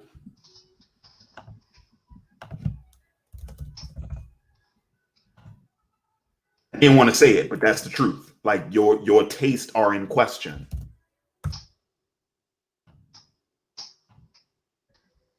I know that sounds fucked up. That sounds dismissive as shit the way I just said that, but Oh, it sounds mad dismissive. At the same time, I'm like trying to kite around 7 different enemies as a bear tank, and I'm just like, oh god, how do I do this? I'm just saying, bro. What the fuck was? Oh yeah, I'm getting off of Facebook. Jimmy, I sent it on your Facebook. I sent it to you on Facebook. I'm gonna let Jimmy come up in here and handle with you, bro, because I'm not dealing with you, Carlos. We not gonna go there tonight because you tripping. I actually think you said that on purpose just to make my head hurt. Oh, that's how I really feel about it. She got that strong over the course of a month. Next question. Next $2 super chat comes from Maniac Madness 11. And he says, "Who do you think has the most entitled fandom?" Entitled? Well, I don't know all the fandoms though. I can only speak about the ones I know. Entitled fandom? Oh.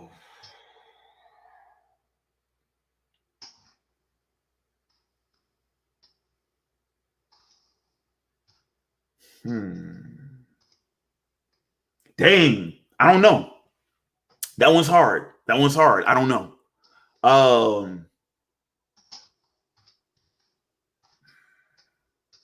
Yeah, that one's hard. I don't know. I really don't. I wanted to say the anime and manga community, but that's not true. Because that was only a few. Well, because the anime and manga community are the only ones I ever seen complain about losing access to free shit. You know, when the whole manga stream thing happened and everybody fucking lost their shit over, oh, we're not going to be able to get free scanlations. I'm like, nigga, they were free. You know, meanwhile, Viz Media, for the legitimate fucking scanlations, it only costs you $5 a month. No, I think it was cheaper than that, wasn't it? Wasn't it like $1.99? It was stupid cheap. It was stupid cheap. I think it was $3.99. $3.99, so it's less than $5. And I was like, bro, go. But that wasn't everybody. That was just a few shitheads. So I really don't know. Some people are saying the gaming community, and I'm like, okay, but here's the thing about that though: the gaming community responds in kind. You see what I'm saying? Like, gaming community don't like something. Guess what they do? They don't buy it, and that's a problem. There's a reason why that fucking Avengers game flopped the way it did. Yeah, dude. Usually, the gaming community is actually dude. The gaming community is one of the few communities where they're actually good at that whole notion of Don't like walk it, with don't your buy it. wallet. Wait, what? Don't like it, don't buy it. Well, yeah, essentially vote with your wallet. That whole vote with your wallet thing. The gaming community is actually good at that. They're the best at that because motherfuckers will bitch, whine, moan, and complain about movies they don't like, and they'll still go pay to see them, which I never fucking understand. And that's the same thing about television shows. The same thing about like comics. Well, the comics are getting there. Comics are getting there. The crazy thing about comics is publishers are putting out shit that no one's buying, but they just keep doubling down. Now that is kind of crazy. That's a whole different form of mental illness, right? But in the gaming community, dude, if they don't like something, they don't fucking buy it. I think that's Straight crazy though up. about games is that there's this sick thing where because they can pander to, I'm just gonna use the term weebs loosely here, because they can just pander to the weebs, if the actual gameplay or the story or what's called whatever it is about the title is not hitting, the idea to sell the game is just cool, whatever, just put anime titties on the screen. And But that doesn't work either, though. there's a subset of people that will buy the game now just because of that. And then But that'll be the developer's excuse to say, look, but no, we push numbers. And it's like, that's cool, but it's not your core fan base and or a good game. That doesn't work either, dude. Do you remember what was that fucking game? Dude, now try to think back, Carlos. I don't know if you can think this far back. This was circa 2008, 2009. There was this fucking video game that EA got so much shit for. And it was one of those like space survival games, like one of those alien survival games. And they got a bunch of shit for it, right? And it was this huge like controversy and stuff about about the violence and the sexual content and all that type of shit because it was the way they marketed it, right? Mm. But they marketed it as if it was sort of this stereotypical juvenile, violent for the sake of violence, sex for the sake, what you just said, pandering to dweebs, right? Yeah. And guess what? Nobody bought it. Nobody bought it. Nobody bought that fucking game. I remember. I don't know if you remember that, but I remember that game. No. Boy, nobody bought it. The PR alone killed it. What's up, Jimbo? What it do's? How's it happening? What's happening, partner? Not much, man. How about y'all? How y'all been? I'm cool, man. I'm up in this live stream. Carlos giving me a goddamn headache. Yeah, I kind of heard about somebody looked like he talking out the side of his neck over some avatar logic. Oh, dude, he ain't talking out the side. He talking out the back. I'll say that, but everything I said can be substantiated. So you claim. According to you, it can be substantiated. It can be substantiated by you, is what you mean. Oh boy. I'd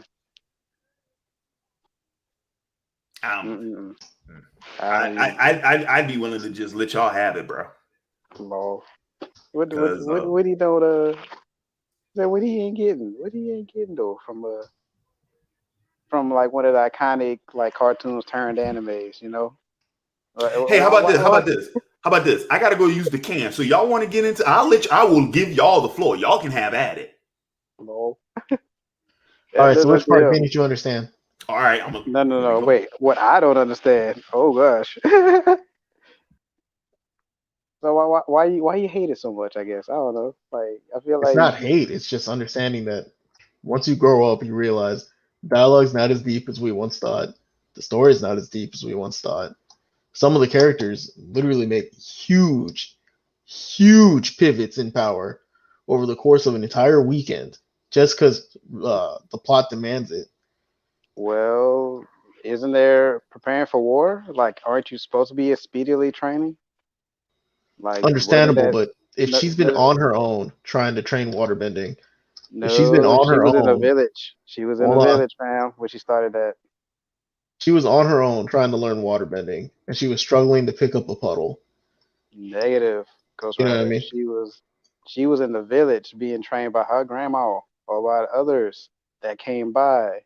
You remember? You should know this by now, fam. Like what? That's false information. She was the only waterbender in the tribe. No, she was the only plausible one. Even Soka was trying to, but she was the one that was better at it at that time. Hell, why in the Sokka's world? not a Even in the bender. other, Sokka can't bend water at all. He's not a bender.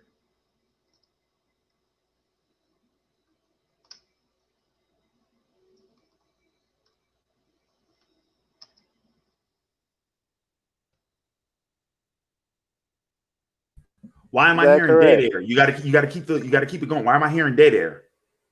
Like, hey, I'm This just telling them. I'm just telling it like it is. Like, there were more Oh, than one he just told water me that person. he just told me that Sokka was a bender. Sokka No, was I not a did not bender. say that. I said that even Sokka was trying to watch her bend because he was in the tribe. Same thing with Katara. But the thing is that there were more than just one person that could water bend within the water tribe. So why in the David, world are you getting mad at her for trying by they herself left or to others that war are taught with her? Sokka's dad. The Yes. waterbenders went to war with Sokka's dad. The waterbenders were not there. The waterbenders were with Sokka's father in an attempt to, get he say, fight back So, against the Fire Nation, so leaving you getting Katara as the lone waterbender of her tribe. As she tries to learn by herself over the course of multiple years, she's still yeah. incapable at this point in time of moving a puddle to the point where, in the end of the episode, she has to aim backwards to throw the puddle to attempt to freeze someone that is about to attack her. And it's used as a comedic moment of, haha, look, she's so bad at this. No, it's not a more comedic. It's more of like a self restraint. Because remember, she started learning how to do blood bending, and she said she wouldn't do it anymore after a That's while. self restraint. Excuse me? No, that's a comedic moment. It's No, they're on the ship with the Avatar and Sokka, and she turns around as a novice because she can't aim the what's called water properly. So she turns around to aim the water properly at the Fire Nation shoulder and ends up freezing him. I feel like that's false advertisement due to the fact that that's not a comic relief. The, I mean, she was trying, and she succeeded, didn't she? She succeeded in a Okay, comedic moment. The you first thought of it as episode, comedic. So it's you played thought of off it as a comedic moment. They show you the frozen face of the guard that she freezes. okay. Fair. Yeah, I'll let you have that one. So what else do you find not appealing to the show? Just the fact that you just rag on Katara for having slow progress in her waterbending, or is That there they try to other? tell me that this girl's incompetent at waterbending, but then No, no, once she no. meets one master, she suddenly becomes top 3 in the verse at waterbending over the course of a month. Or aren't airbenders the people that know about all waterbending, and she learned slightly from him, from Aang? So why are you getting No, mad at she her for starting? teaches Aang how to be a better waterbender. Okay, So so we that's have in even the better. beginning of the series Aang excelling at waterbending, now being taught after a month time by the same teacher, mind you. So you have someone who Aang is already proficient at waterbending. He's Mhm. the avatar, so he already has what's called additional proficiency at bending.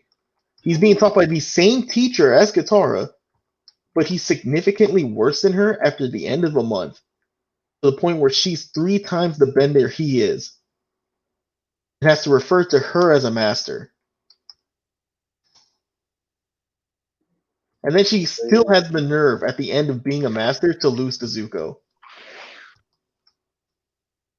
Wasn't Zuko one of the main protagonists? Yeah, So you can consider that plot armor, or you're gonna just pass that up too.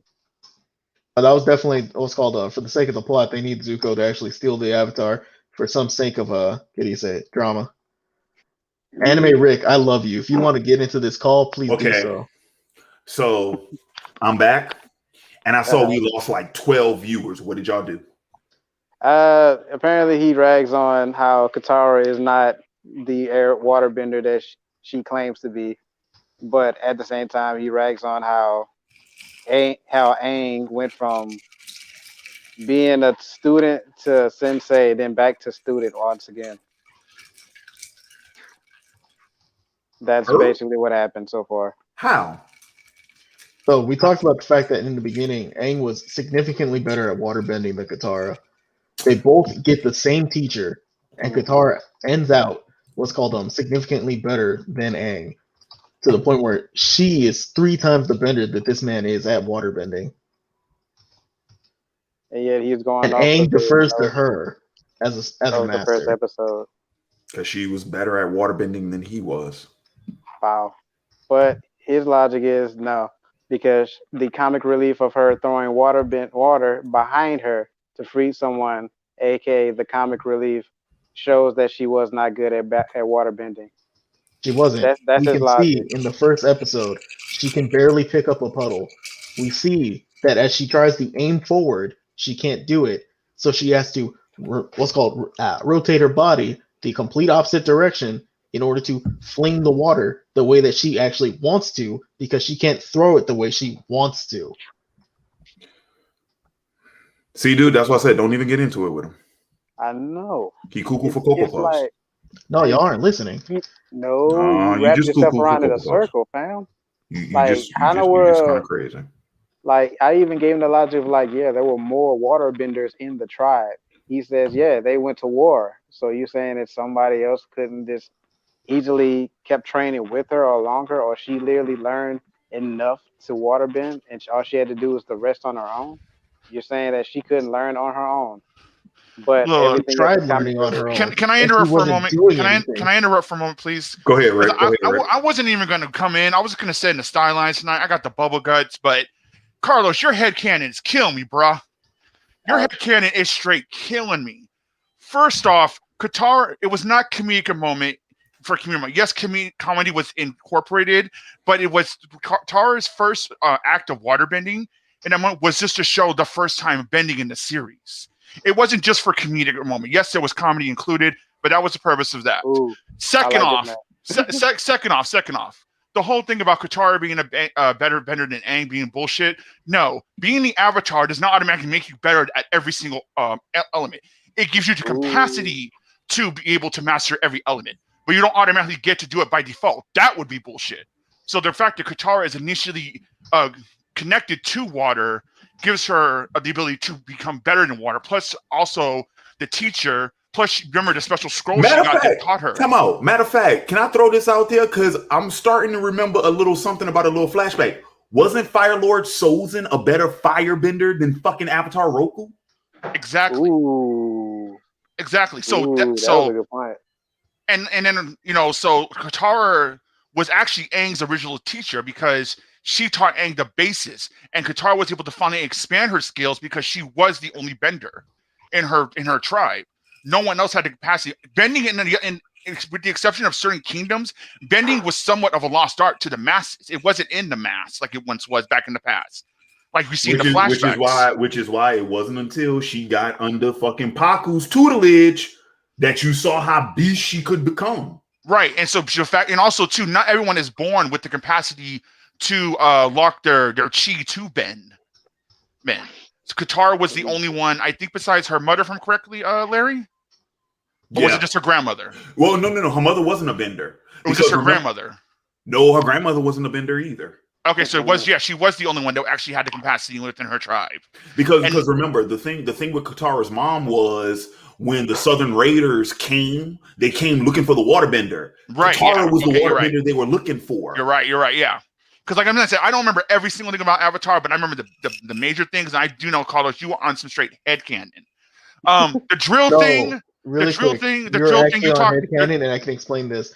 You're wrong by saying How? Because you're leaving out all the context. You're leaving out all the context for everything. No, I'm not. Let me finish. Pete is So right. what ends up happening is you said that her first act of bending is Like forget about the fucking full moon. That is not her first act of ending. She obviously Rick, bended that's what before you that called moment. No, I said that was the first act of bending in the series for we saw. That was the first time we saw as the viewer saw bending. The first thing we saw of bending is her getting mad at Sokka, yelling and breaking the iceberg. That is the first time. Okay, what's your point? She's still learning. How is that wrong? How is that bad? No, I'm pointing out you were wrong. That her throwing the water on the guard is not the first act of bending we see. It doesn't change my major point that Katara is our gateway to bending in the story.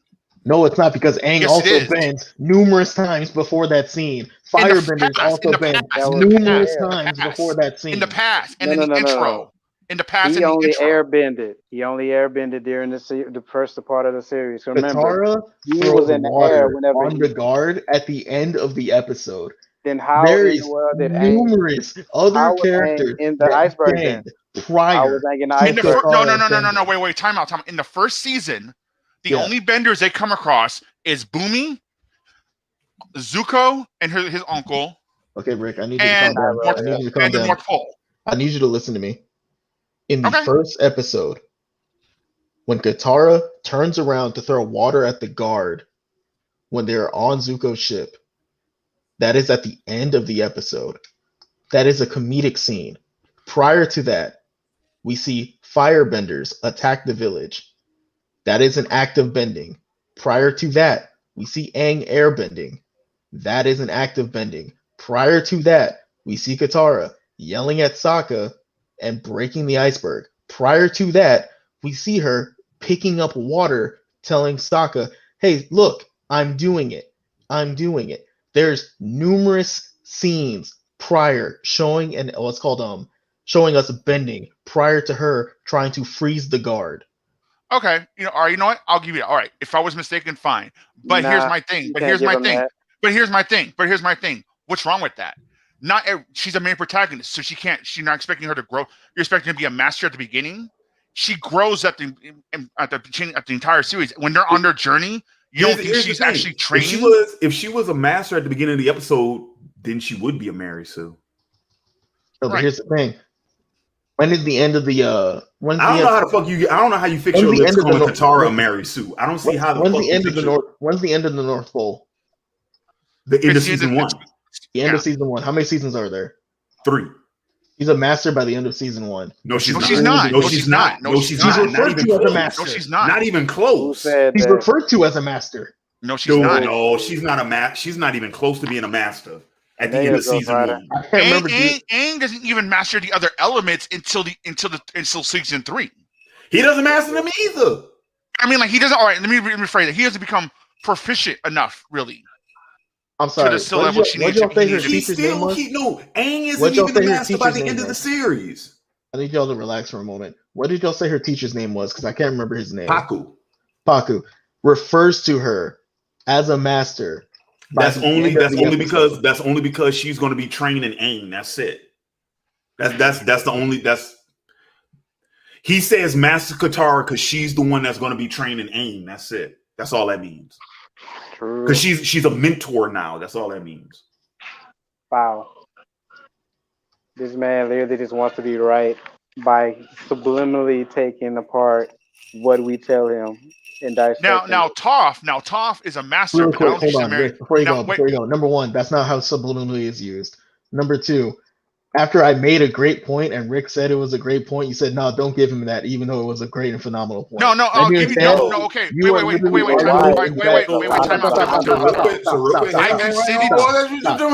Hang on. You are arguing. Who want the mute button? Who want the mute button?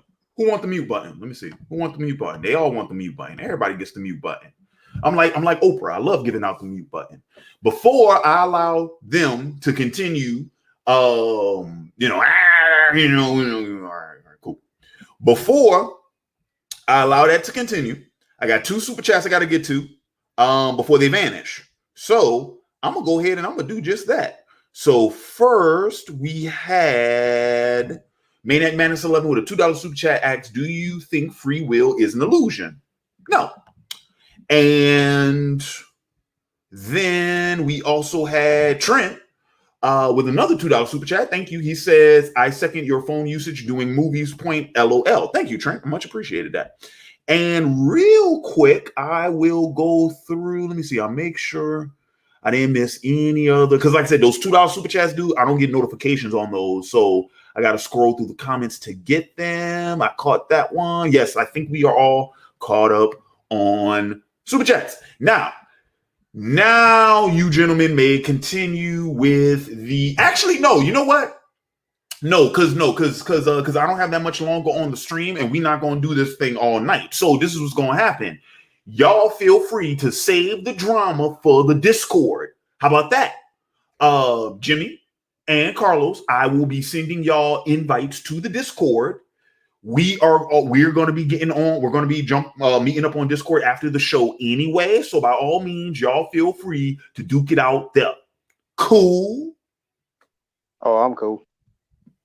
I'm cool. I ain't even about to. Does that work for you, fellas? Oh yeah, I'm cool. Oh yeah, I'm perfectly fine.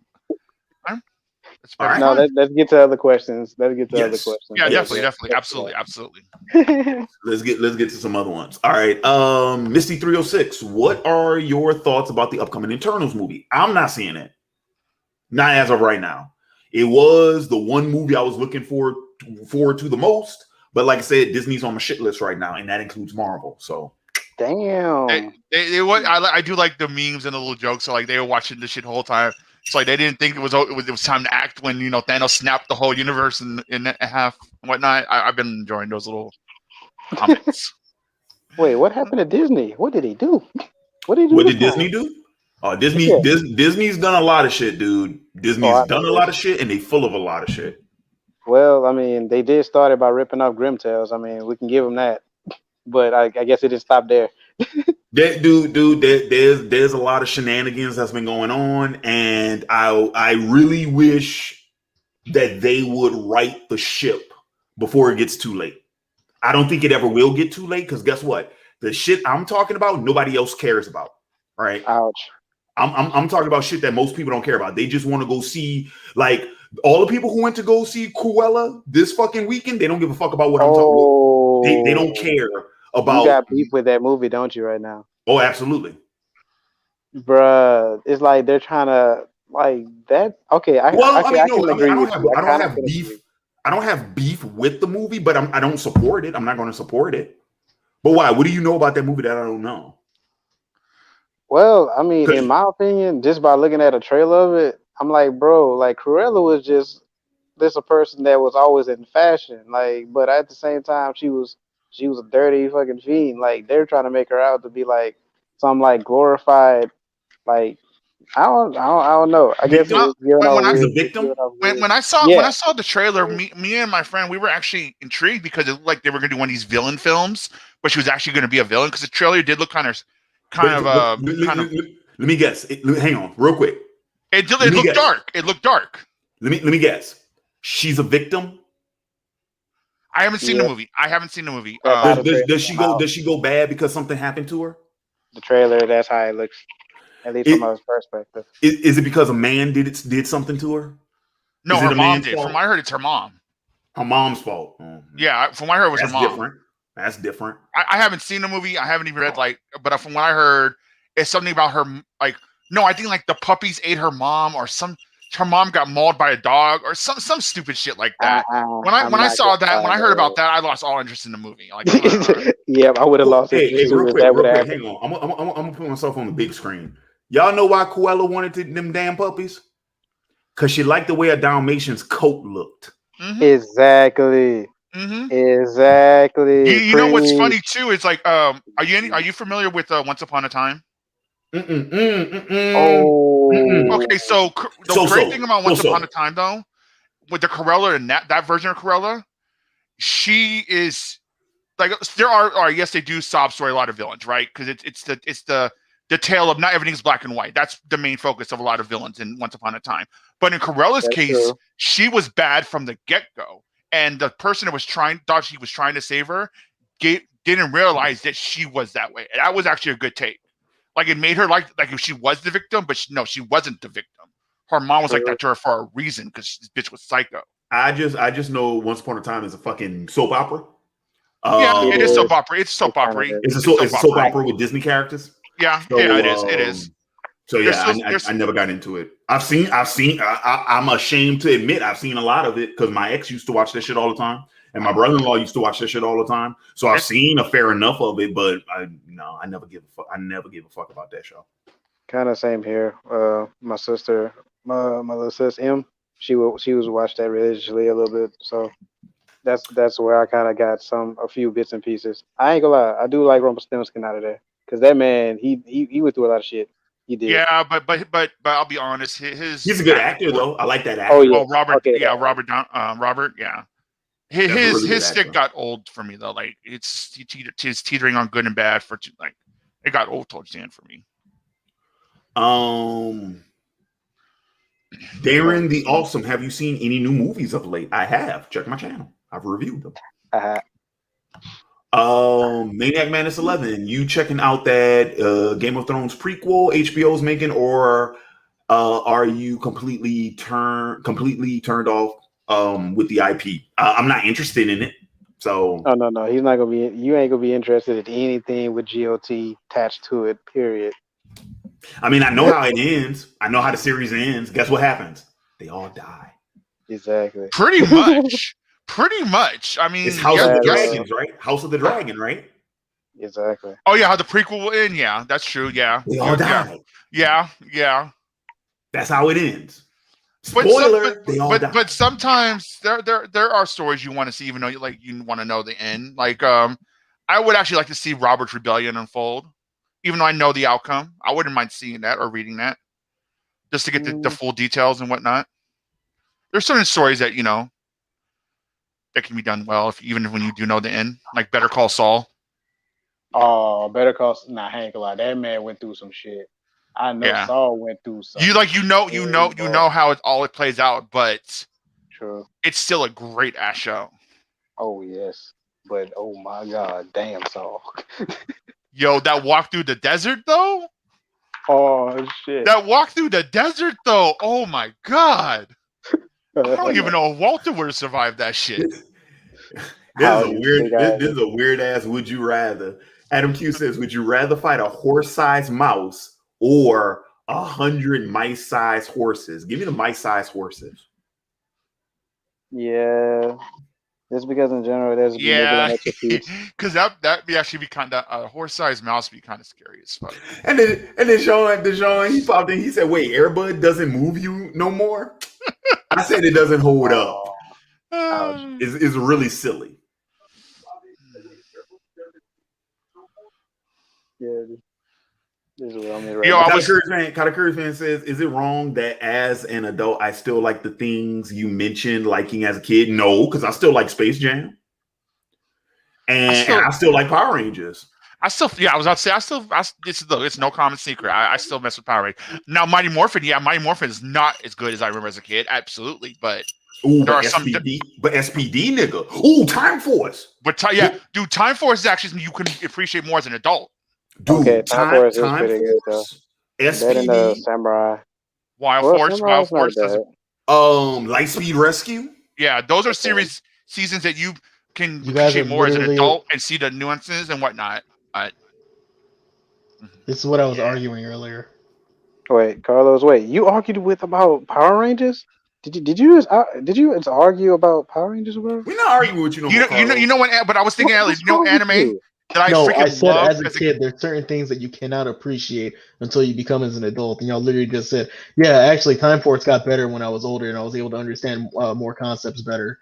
I wasn't in here when you said that. I would agree with you. No, time out. Because now you pissed me off. What was that comment? Hang on. What was that comment in regards to? About interpretation. What about interpretation? Interpretation. But there's sometimes that you might see a movie, you might see a meeting, you might see what's called some form of story or another, and there's some context that you're missing going into it. But that's not an excuse. But that's not an excuse for Schneider. Your man's a shitty ass filmmaker. Period. That's the excuse for everyone though. There's three It's different no, people that no, can it's come no into it. excuse for anyone, really. It's not an excuse for anyone. No one can hide behind that excuse. And the fact that you are arguing for the sake of an excuse, That's you not are for the sake of an excuse. arguing to be able to use an excuse. Think about that. Okay, wait, Carlos. Ooh. I like that concept. It's no secret on this channel. I am not afraid to disagree with Larry, but I agree. But I agree with Larry because what you're saying and what the ideal of understanding something more as a child as you were when a child is not the same.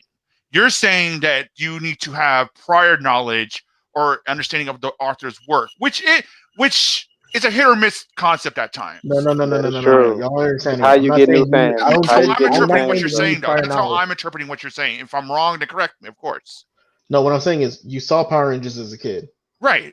There's certain things like what's called like self-sacrifice and like how I don't remember dude's name, but how he was prepared to actually like fight the entirety of that army. When Wes was ready to lay it all down, he sent him back to the future and he was ready to lay it all down for himself by himself with Rancic. Yeah, I know what you're talking about.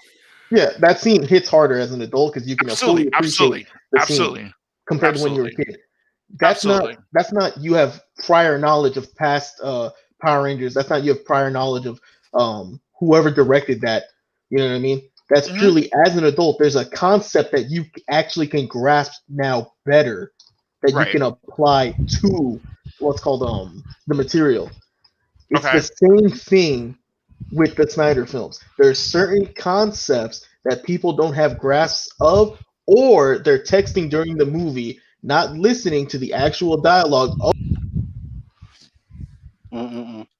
No, because I'm tired of that shit, dude. I don't want to hear no more of them fucking excuses. To be honest, I don't want to hear no more of them fucking excuses, dude. The only way I would have let him slide with that, I still think there's a disconnect because I don't think that's the same as understanding something more as an adult when you watched it as a child. No, he is a complete dude. He's equating two completely different things. Yeah. He's equating two completely different things. And I'm sorry, look. And dude, I don't mean to do this to Carlos because I love Carlos. He's been one of the dude, like no disrespect whatsoever. I just cannot with that shit right now. I cannot I can't do it. I cannot fucking do it. I'm done. I can't do that shit no more. I'm done. I can't do this shit no more, son. I'm not gonna lie. I had to come back for him, and I would have been like, yo, I'm gonna agree to that if you can agree to this.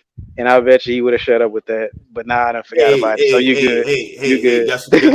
Guess what, dude? Y'all knock yourselves out. But I'm telling you, bro, I cannot do because I've had to listen to these motherfuckers since that fucking Schneider cut came out. And I swear to fucking God, dude, look, that fan base, these motherfuckers. I don't know what it is. I don't know what it is. It might be something in the water. It might be something in the water. Somebody might have drugged their food. Dude, I can't with those motherfuckers. Look, you can't reason with them. You can't reason with them. Yeah, dude, it's gotten to the point where I think the motherfuckers they're fucking with me on purpose. I think they know that they're trolling and they do it on purpose. That I'm like, y'all don't seriously mean what the fuck y'all saying, right? Like y'all just doing that shit to vex me. You see what I'm saying? Yeah. Like I legit was like, y'all clearly are just doing that to fuck with me. Indeed. But I cannot with those motherfuckers no more, dude. I can't. I'm done. The Snyder Cut makes the Justice League movie a better movie, but it's still an overall problematic movie. And people wanting his vision to be unfolded, no, because if you read the leak of what he intended to do, it is fucking disgusting and is the most disrespectful thing I've ever seen done to Superman in my life. They wanted Lois Lane to fall in love with Bruce, have Bruce's baby. Bruce sacrificed himself to kill Darkseid, and for Superman to raise Bruce's baby after his woman cheat on him with Bruce. So they want to turn him into a cuck. Yeah, making him a simp for fucking Lois. Like, it's the most disrespectful thing I ever heard of Superman in my life. It is horrible. Oh Like I said, the God. Snyder Cut, yes, it Oh fixes a God. lot of problems with that movie. Granted, there are still things, emotional things that happen that are not earned in that movie. But I'm not gonna get into it, bro. I'm yeah, not. what We're not gonna unfolded do is that. the most We ain't gonna disrespectful do that submit. right now. I'm not gonna get into it. Oh, That's I'm a not little bit too gonna much. get into it, bro. We can hash that shit out in the Discord if y'all want to. Hey, look, we Yeah. all agree that I'm that just movie gonna was tell y'all bad. straight. I'm Okay, gonna tell y'all that's straight it. up. When we hop in the Discord, I'm just gonna be smoking and drinking, and I'm gonna be playing Oh, Madden. I'm gonna be. Hey, I'll be joining you too with smoke So- over here. So I'm not even gonna be paying that much attention to what the fuck y'all talking about. Y'all can have fun with that shit. I totally respect it. I respect it. Yeah, I mean, Cause I cannot do it, bro. Nah. I can understand Larry though, because he has an attachment to that character, and he felt that Snyder disrespected that character. Who, me? Oh yeah. Yeah. Oh yes. Like with Oh, Superman. that's Like I like Man of All of Steel. them. All of them. Yes. Not Yeah, even Yes, all that of is them. your All of them. Even iconic Wonder Woman. favorite. Even Wonder Woman. That's You your didn't like iconic what they did favorite, with Wonder Woman. That's not his Wonder Woman. Fair. Oh, you're Ooh. right. You're right. True. You're right. That's not his He's not Wonder Woman. It's just in that verse. You're right. Yeah, he didn't do. But like I said, I like Man of Steel, but I can understand why Larry doesn't like Man of Steel. But granted, I like Man of Steel more for Henry than I do the movie. I think He's in the wrong movie. Yeah. Because Henry was great. He was a great choice. He was in the wrong movie. That dude, I told you, the one of the most infuriating things about the DCEU, the casting is great for the DCEU. Mm-hmm. Dude, guess what? Put me on the big screen. Guess what? I like Jared Leto as a pick for the Joker. I thought he could have been great. People don't realize there were more than one Joker. He could have been great. But that material he was given? No, it didn't fit his description, fam. Dude, It didn't. And some people was like, oh well, if he was such a great actor, he should have rised above the material, dude.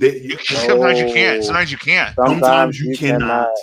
That script can ruin anybody. Because I wouldn't honestly, I'll make the argument. I think Henry to a certain extent did. How about this? If y'all think I'm full of shit, remember this: Bill Murray made Garfield. Ouch. As it is somewhere, pal. I mean, hey. And in a lot of ways, you got to feel for Jared because he's the first live adaptation of Joker since Heath Ledger. And you give him that with the stupid tattoos. You give us a great Joker that embodies what Joker is so much, and you give us this edgelord Joker that doesn't. I feel for Jared. I understand why he was frustrated too. Overall. Yeah, and then he had to play the parts and the roles. He was doing well. It's just Yeah. Sometimes script just writes you out. Mm-hmm. Yeah, all right, you got to take that up to writing. It is time for us to go ahead and bring this sucker to a close. So what I'm going to do real quick, because there was another $2 super chat that I missed from Maniac Madness 11, and he says, what upset you about the Gina Carano situation? What upset me about that whole thing was that essentially they decided not to renew her contract because of some shit she posted on Twitter that wasn't even that offensive. Wow. And here's the thing about this. I don't give a fuck who it is, and I don't give a fuck what side of the aisle they stand on politically, because even up to that point, nobody had confirmation of Gina's political affiliation. You did not have confirmation of Gina's political affiliation, and any motherfucker who tells me they have proof of Gina's political affiliation prior to that moment, I want fucking receipts. I want a screenshot with a timestamp of your proof. Because she never fucking did it. There are motherfuckers there were people who were speculating and trying to there were motherfuckers who were trying to figure out where she stood on the fucking political spectrum. None of that shit matters because your motherfuckers didn't pay attention. Motherfuckers did not pay attention to what the fuck she was trying to highlight in that tweet. And I'm gonna tell you this: when your boy Hidalgo says the fraudulent shit he fucking said, or where your other boy on the fucking Mandalorian popped off on some shit too, y'all didn't do anything to those cats. But Gina, y'all want to fucking can because y'all had it out for the girl for the longest fucking time. And again, they never fired Gina. They just decided not to renew her contract. Gina was not under contract when that happened. Her contract expired months before that happened. But they used that as the opportunity to be able to go public saying that we're not going to renew her contract. Just so they can get so they wouldn't get the backlash, more or less. Exactly.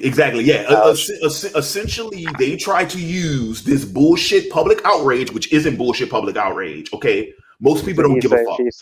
Most people don't give a fuck. The only people who give a fuck are the people you want to say give a fuck. Okay, they decided to use that as a scapegoat to get rid of her because they didn't want to continue to work with her anymore. And guess what? That might not even be solid anymore either. Because she's too lovable, fam. Because Filoni's been placed in charge of he's the new creative executive at fucking what is the, I forget what the title is, but he's pretty much the main dude at Lucasfilms now. Oh damn. So that might not even stick. She might end up coming. I hope she doesn't fucking come back, but she might end up coming back now. Yeah. But still, because guess what? My stance with Gina is no different than the same fucking stance I had with fucking James Gunn. And beautiful.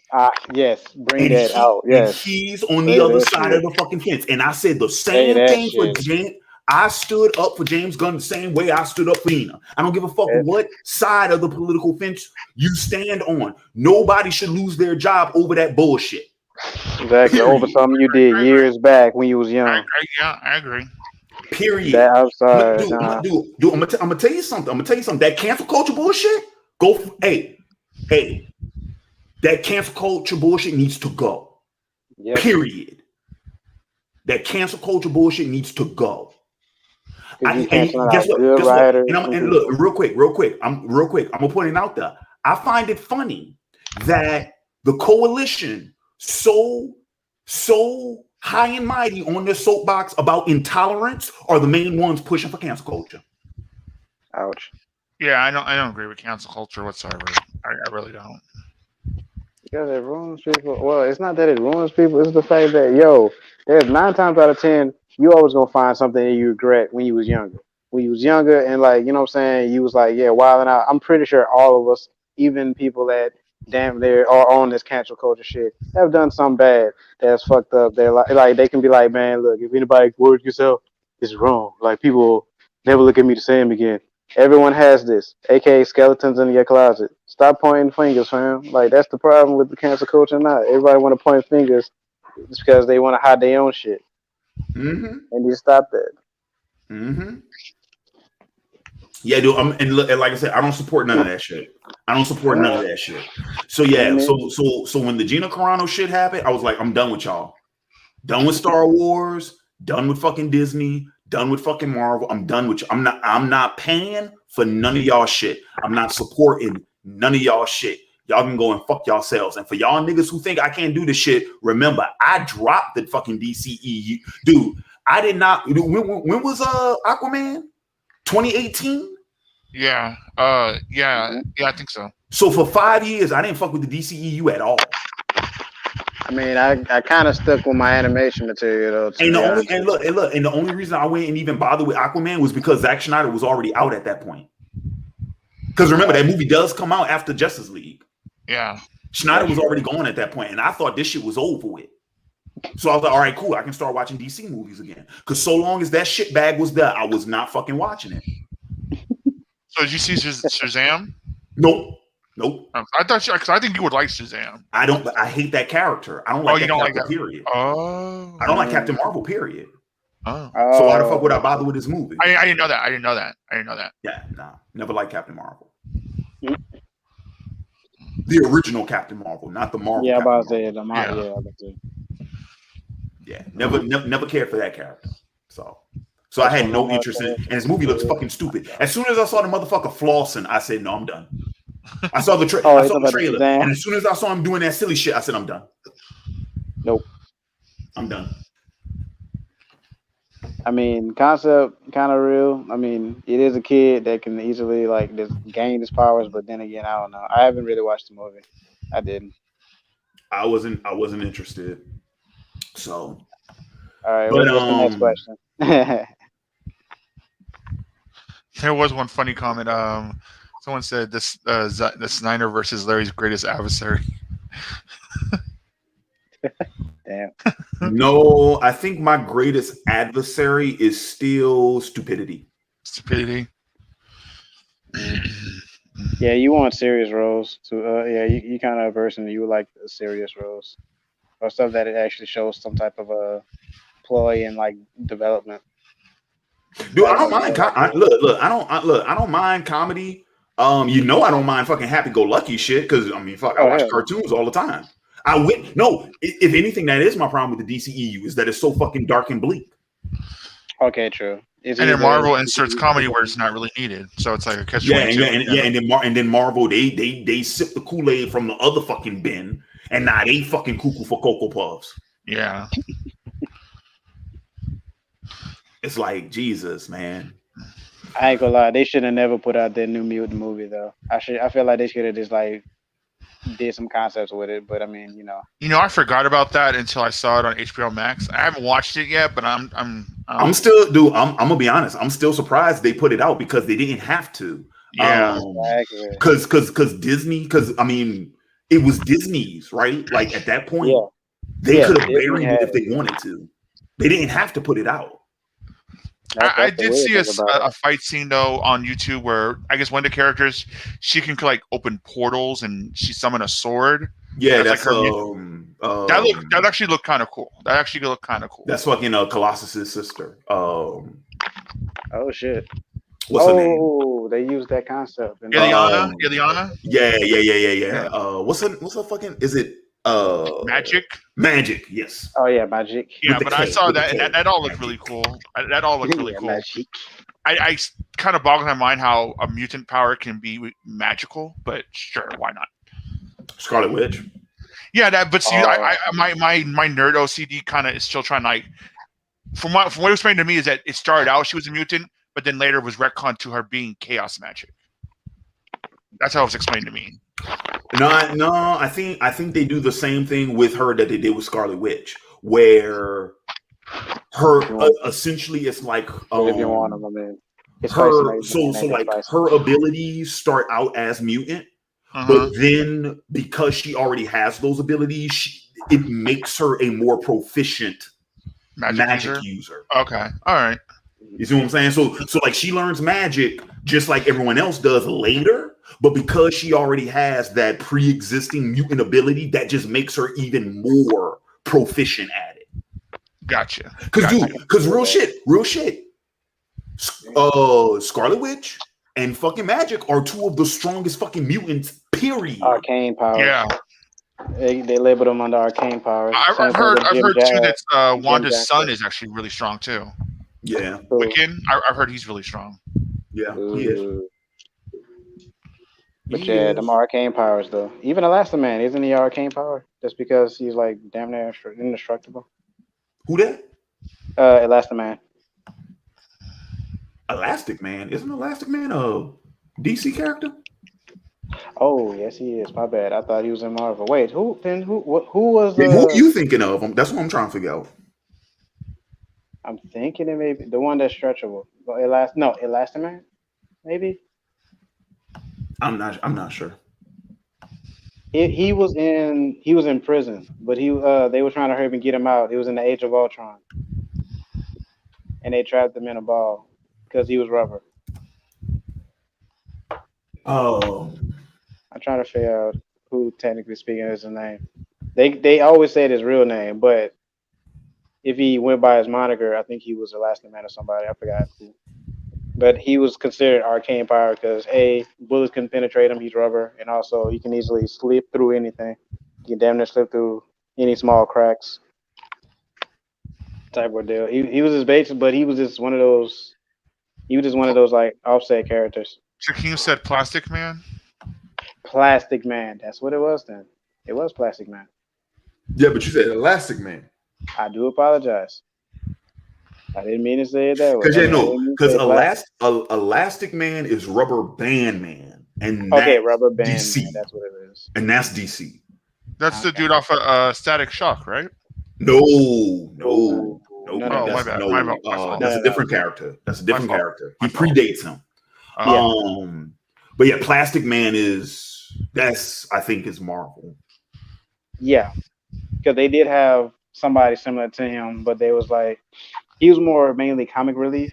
He was never really like an actual main good character, but he was able to do a lot of stuff in the series. Gotcha. All right. So with that being said, I think that's all the freaking Well, that's all the questions and comments we were able to get to tonight, because of course there was the giant debate with Carlos coming up in here starting shit, but you know how it is. So anywho, that is going to wrap things up for us tonight. I want to take this opportunity to thank everybody for watching live. Thank everyone for watching after the fact. As always, be sure to like, comment, share, and subscribe. Follow me on social media, facebook.com/OAW Entertainment, twitter.com/OAWENTMT, twitch.tv/OAW_entertainment, youtube.com/OAW Entertainment. And last but certainly not least, if you would like to join in on the madness that you have just got done watching, if you want to be in on this live panel with these gentlemen beside me who don't have their cameras on, they just have pictures and monikers, but that's okay.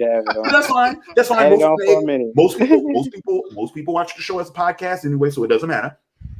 But if you want to join in on the insanity that does every now and then happens on the monthly Q&A, become a patron at patreon.com/OAW and select one of the $10 or higher tiers, because that is where the invite for the live monthly Q&A is, at one of those tiers. In addition, all of those tiers, each one comes with a different perk, a different video request, and you also get access to not only all Patreon exclusive content as well as the OAW vote, but you also get a invite to the private Discord server, which we are about to jump into at the end of this stream. So once again, patreon.com/OAW. All right, so right now, okay, real brief update, real just brief update.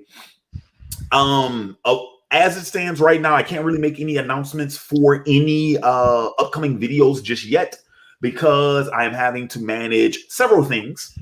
But I am trying to get back to the channel proper, especially since the summer's picking up and more people will have time on their hands and things of that nature. So I am trying to get back to it, because I do have requests are piling up, so I got to get to those right now. And also, it looks like I think what's going to have to end up happening eventually is that I'm gonna have to go back to pre-recorded as opposed to live streams for like my reviews and stuff, just because it's easier to get them done if they're pre-recorded. And it's easier to kind of fit them into my schedule. That's not a guarantee just yet. Once again, I have to look at what all of the what we got to do. But the thing is, guys, is like, as it stands right now, like I said, got a personal situation I'm trying to get ironed out right now. Hopefully I can get this thing, resolved quickly and expeditiously. And then the other thing too is I got to finish the script. I just got to fucking finish the script. I got to get this shit done. So that's kind of what's been holding up the channel right now. Just because I just don't have the time that I used to with those two other, projects. So, but stay tuned. Make sure you follow me on social media so you guys get the updates. So that you guys don't miss out. And with that being said, this has been Larry Williams, OAW Commander-in-Chief. I am signing off, and until next time, peace. Are you not entertained? Are you not entertained? Is this not why you are here?